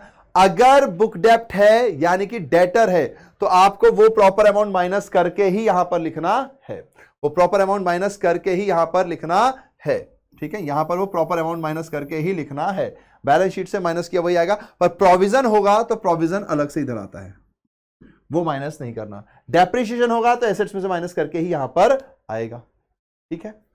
चलिए तो आगे बढ़ जाते हैं अपन। Now investment valued ₹5 lakh, 5 lakh की इन्वेस्टमेंट है, वर नॉट शोन, नहीं दिखाई गई इन दी बुक्स, यानी बात वही हो गई, अनरिकॉर्डेड, ठीक है भैया जी। One of the creditors took over this investment in full satisfaction of debt 5,30,000. How much amount will be debited from creditors? कितना अमाउंट डिडक्ट किया जाएगा क्रेडिटर से, डेबिटेड नहीं, डिडक्ट किया जाएगा क्रेडिटर से। तो 5 लाख का इन्वेस्टमेंट है, क्रेडिटर ने कह दिया 5,30,000 में कि भाई मैं फुली सेटिस्फाइड हूं। इंपॉर्टेंट वर्ड क्या है, फुली सेटिस्फाइड, यानी वही वाला पॉइंट कि अगर दोनों में से कोई भी ऊपर नीचे है मगर सेटिस्फेक्शन हो गया है तो भाड़ में जाए, दोनों ही खत्म, दोनों ही खत्म। पर हमसे क्रेडिटर का पूछ रहा है तो यानी कि जो 5 लाख के हमारे क्रेडिटर हैं वो हमें टाटा बाय बाय करेंगे। 5 लाख की है ना क्रेडिटर, 5,30,000 का डेप्ट है, इन्वेस्टमेंट वैल्यूड 5 लाख है। तो एक मिनट है, अगर हमारे पास इन्वेस्टमेंट वैल्यूड ये है तो 5,30,000 के क्रेडिटर हैं जो हट जाएंगे, ठीक है।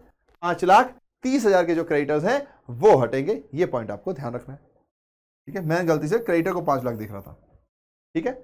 तो भाई सीधी सी बात है, मेरे पास 5,30,000 की उधारी है, सामने वाले ने 5 लाख का एसेट दिया, कहा प्लीज एडजस्ट कर लो ना।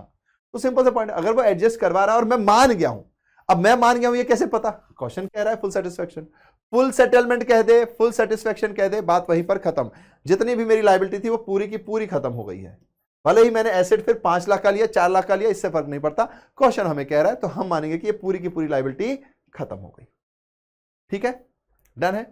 चलिए 15वां, in the balance sheet total debtors appear 40,000, total debtors balance sheet की बात हो रही है भैया 40,000 है, एंड प्रोविजन फॉर डाउटफुल डेप्ट अपीयर 1,800, प्रोविजन फॉर डाउटफुल 1,800 है भैया, वैसे ही बदल दो कि भैया 40,000 यहां पर है, 1,800 तो आपके इधर चले जाएंगे, 1,800 का तो कुछ काम ही नहीं है। पहले क्वेश्चन देख लेते हैं, है ना, अभी तो नहीं है। How much amount will be realised from debtor, हमसे पूछा जा रहा है डेटर से कितना अमाउंट रियलाइज हुआ है। इफ बैड डेप्ट इज 10,000, अगर बैड डेप्ट 10,000 है तो भैया जाहिर सी बात है इसमें से 10,000 माइनस कर देंगे, तो भैया डेटर हो गया 30,000। फिर वो कह रहे हैं कि भैया जब आप डेटर से रियलाइज करा रहे हो ना तो उनको 5% डिस्काउंट आपने और दे दिया। तो भैया जी पहले तो डेटर 40 के थे, उसमें से 10 बैड हो गए, हटा दिया, बचा 30। ये हम पैसे मांगते, उन्होंने कहा इसमें भी आपने 5% डिस्काउंट दे दिया। मैंने कहा ओके 5% 1500, ठीक है, 30,000 इंटू 5%, ठीक है, तो 1500 आ गया। तो ये हो गया 28,500। दैट मीन्स कि भैया 28,500 मुझे डेटर से मिलेंगे, ये 1800 तो लायबिलिटी साइड पे रहेंगे, ठीक है, तो इसका कुछ नहीं करेंगे, तो 28,500 ये रहा हमारा आंसर, ठीक है, this will be our right answer. Simple है, ज्यादा इसमें कुछ भी है नहीं, ठीक है। प्लीज याद रखिएगा कि प्रोविजन आपको अलग रखना है, किसी का भी होगा तो, ओके, ये वाला एक पॉइंट याद रखेंगे तो यहां पे कहीं भी कोई दिक्कत नहीं है, सब कुछ सिंपल है, वेरी आसान कहना चाहिए। Eight the time of dissolution total assets, अगला क्वेश्चन हमारे पास है, प्लीज पॉज कर करके आपको करते रहना है ना, मैं इसलिए भी साइड हटता हूं। At the time of dissolution total assets worth rupees, assets की कीमत है 2 lakh and external liabilities were 1,50,000।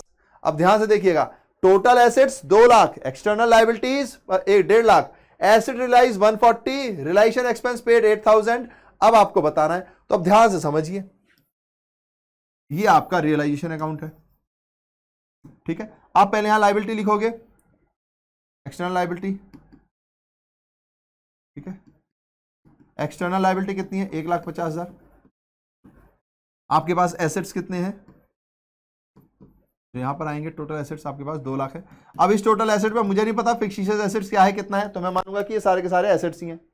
Question नहीं कह रहा तो मैं क्या करूं, मेरा अजम्पशन यही है कि 2 लाख के 2 लाख है।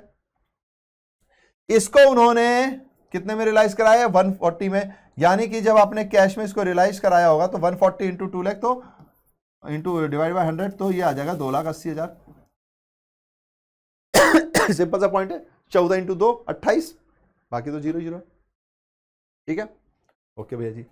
अब एक्सटर्नल लायबिलिटी का कुछ बोला है क्या दादा, ना बोला, कुछ नहीं बोला है, तो भैया एक्सटर्नल लायबिलिटी तो आप ऐसे ही कैश में पे करोगे 1,50,000 का।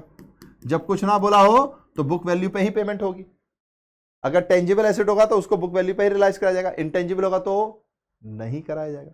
उम्मीद है आपने बोल दिया होगा जैसे ही मैंने यूं किया, बोलते बोलते करेंगे तो आसान रहेगा। फिर कैश, क्योंकि एक एक्सपेंस भी आपने पे किया है 8,000 रुपए का, तो 8,000 रुपए का एक्सपेंस पे हो गया। अब आपसे पूछा है कि भैया प्रॉफिट हो रहा है कि लॉस हो रहा है, तो इसको निकालने का सबसे सिंपल तरीका, अगर आप देखोगे तो 1.5 लाख और 1.5 लाख तो खत्म हो गए, 2,80,000, यानी कि ये 80,000 एक्स्ट्रा हुए, तो 80,000 का प्रॉफिट दिख रहा था, बट 8,000 मैंने एक्स्ट्रा पेमेंट कर दिया, तो बचा कितना, 80 में से 8 को माइनस कर दो, यानी कि 72,000, ये मेरा प्रॉफिट है। समझ रहे हो, ये मेरा प्रॉफिट है, मुझे प्रॉफिट हो रहा है, ये रहा, तो this will be your right answer. Simple सा पॉइंट है बॉस, समझ रहे हो, पकड़ रहे हो ना। अगर जल्दी करना हुआ तो सिंपल सी पॉइंट है भाई, एसेट्स बढ़े हैं तो जितने बढ़े वो मेरा मुनाफा है, तो एसेट्स कितने से बढ़े, 80,000 से मेरा मुनाफा। लायबिलिटी तो जो थी वही की वही पे ऑफ की है। अगर इस क्वेश्चन को इंटरेस्टिंग बनाते, यहां पे लिख देते लायबिलिटी पेड ऑफ 110%, तो 15,000 की लायबिलिटी एक्स्ट्रा हो जाती, तो एक्स्ट्रा लायबिलिटी और 15,000 इसमें से माइनस कर देते, समझ रहे हो। या लायबिलिटी पेड 120%, तो 1 लाख का 120 कितना होता, 180, 15 15 30, हाँ 180 आता, 120 इंटू 15 करो, 12 इंटू 15, तो मैं यहां पे फिर 180 लिखता, 180 लिखता तो 30,000 यहां बढ़ गए, तो 30,000 का घाटा और 8,000 का घाटा, 38,000 का घाटा, 80,000 का मुनाफा, तो 80 माइनस 38 करते तो शायद 42, 42,000 हमारा आंसर हो जाता।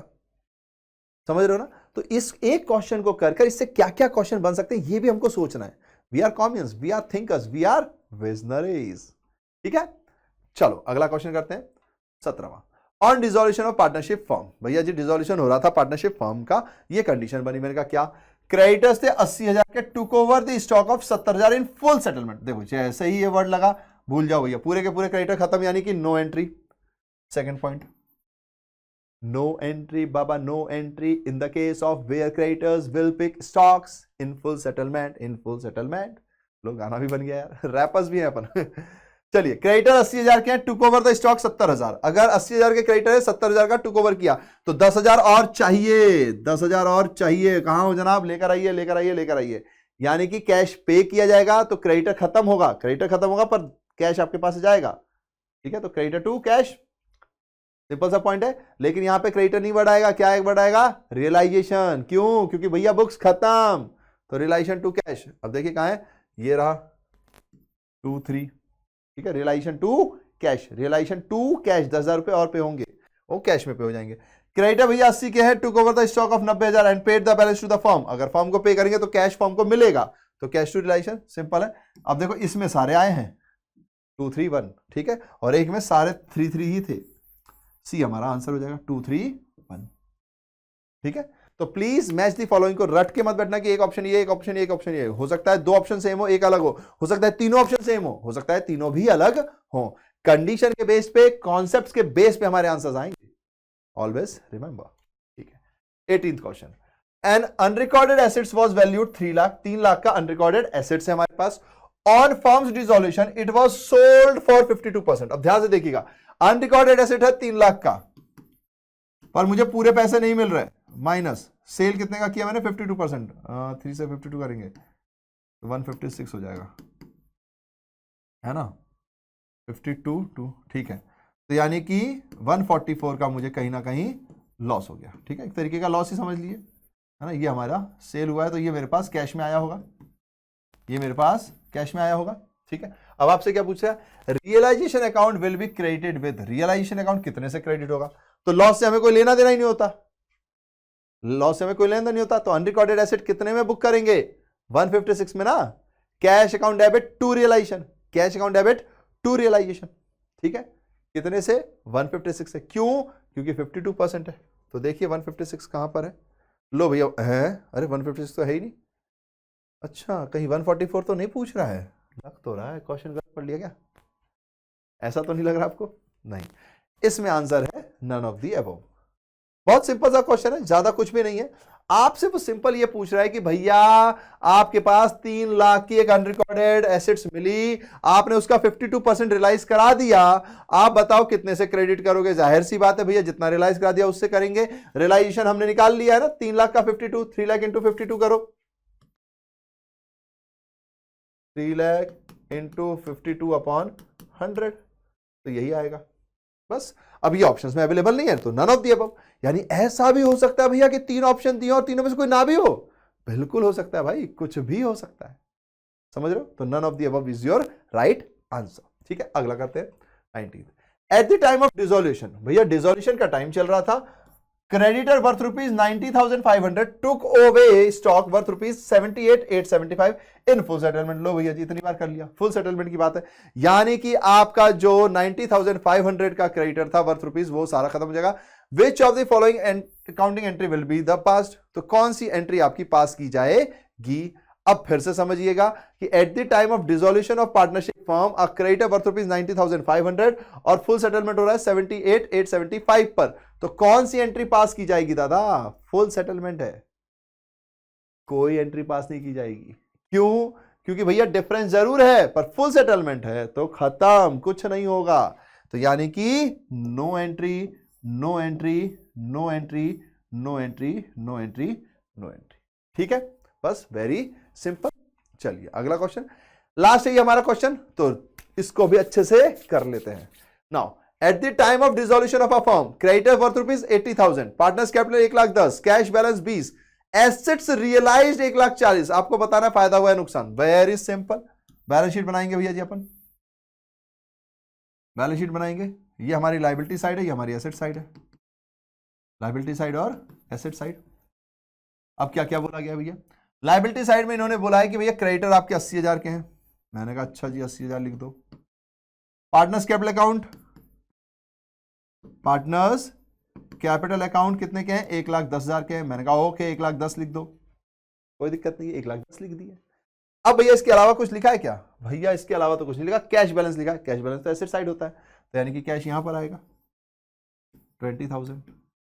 इसके अलावा कुछ बोल रहा है एसेट रियलाइज्ड, ये तो रियलाइज्ड वैल्यू है, यानी रियलाइज करा दी होगी, तो यहां तो कोई रोल नहीं है, यानी कि मुझे फिर से सन्ड्री एसेट्स ही निकालने हैं। तो टोटलिंग करो भैया, 1,90,000, यहां पर भी 1,90,000। अब क्या करेंगे? सन्ड्री एसेट्स, ये हमारा बैलेंसिंग फिगर होगा। क्या होगा? बैलेंसिंग फिगर हो जाएगा। ठीक है, कितना आएगा भैया जी? तो 1,90,000 में से 20 काटे तो 1,70,000। तो मेरे पास जो बुक वैल्यू है वो कितने की है? 1,70,000 की। मैंने रियलाइज कितने में कराया? 1,40,000 में है, यानी कि 1,70,000 की चीज 1,40,000 ही मिला मुझे, तो मेरे को क्या हो गया? 30,000 का लॉस। तो यानी कि इसमें से इसको क्या करेंगे? माइनस करेंगे, तो 30,000 मेरे को एक्चुअली में लॉस हो गया। एक हमने क्वेश्चन किया था प्रॉफिट का, है ना, 6,800 प्रॉफिट था, तो हमने प्रॉफिट ऐड करके 176,800 आया था। ये हमारा सवाल क्या हुआ? लॉस का हुआ। इसमें रियलाइज्ड एसेट पहले दे दिया और बुक वैल्यू दे दी, और अब आपसे पूछ रहे हैं लॉस हुआ या फायदा हुआ। उसमें क्या था? उसमें प्रॉफिट दे दिया था, आपसे रियलाइज्ड वैल्यू मांग रहे थे। क्वेश्चन बस यही घुमाएगा, यही फिर आएगा, लेकिन कॉन्सेप्ट अगर आपके पास आएगा तो मार्क्स भी आपके जेब के अंदर जाएगा। मणे क्या है? मणे तो बस राइम बनाने से मतलब है नहीं, अच्छा पढ़ाने से भी मतलब है। टीचर का मेन काम है कि वो पढ़ा, सब टीचर्स अपने आप में अच्छा ही पढ़ाते हैं, आपको समझ में आए ये जरूरी है। जो भी ना आए तो कमेंट सेक्शन ओपन है, आप वहां पे बोलिए, है ना। अब तो मैंने ये भी स्टार्ट कर दिया कि मैं रिप्लाईज भी देता हूं। ठीक है, डन है, ओके। तो हमारा आंसर क्या होगा? 30,000 का लॉस। दैट मीन्स कि ये हमारा राइट आंसर बन जाएगा। टिंग टिंग टिंग टिंग टिंग टिंग टिंग टिंग टिंग टिंग टिंग टिंग टिंग टिंग टिंग। ठीक है, नो इश्यूज, सिंपल है ना, कहीं कोई दिक्कत नहीं आएगी। बस तो फिर बात खत्म, मामला हजम, और फिर इस चैप्टर को भी अलविदा कहने की बारी। फिर लास्ट में जो मैं हम सारे कॉमियन से कहता हूं, क्या कहता हूं? थैंक यू यार, thank you for loving us, thank you for being with us. आप लोगों को कमेंट्स मिलते हैं, अच्छी बातें मिलती है, तो सभी को ही खुशी होती है, तो हमें भी खुशी होती है। पर अच्छी बात यह है कि आपको चीजें समझ में आ रही हैं, बहुत सारी चीजें सोची गई हैं, की जाएंगी, पर धीरे धीरे पहले एक बार सिलेबस पूरा हो जाए, फिर कुछ ऐसी भी चीजें हैं जो कि सिलेबस में है नहीं है, कुछ वैसी चीजें हैं कि भैया आएगा नहीं आएगा क्या है, वो भी एक बार क्लियर हो जाएगा तो और भी चीजें कराई जाएंगी। तो पहले फिलहाल प्लीज फोकस कीजिएगा। मैं ये उम्मीद कर रहा हूं आपसे कि जो चीज आपको बनती जा रही है उसको स्ट्रॉन्ग करते जाओ, समझते जाओ एनालिटिकल स्किल्स या क्वेश्चंस का क्या डाइवर्सिफिकेशन हो सकता है, उस एक क्वेश्चन के अंदर और क्या पूछ सकता है। प्लीज मैं चाहता हूं हमारे सारे कॉम्बिनेंस एनालिटिकली सोचें, तभी हमारे लिए कुछ अच्छा हो पाएगा। ठीक है, चलिए, तो इस थॉट के साथ एक प्यारा सा और थॉट है, क्या? हैव स्माइल्स, स्प्रेड स्माइल्स, जी भर कर जियो, जी भर के मुस्कुराओ। इसके आगे है जी भर कर मुस्कुराने का मौका भी दो। ठीक है, तो चलिए इसी थॉट के साथ आज भी निकू भैया आपसे कहेंगे टाटा बाय बाय।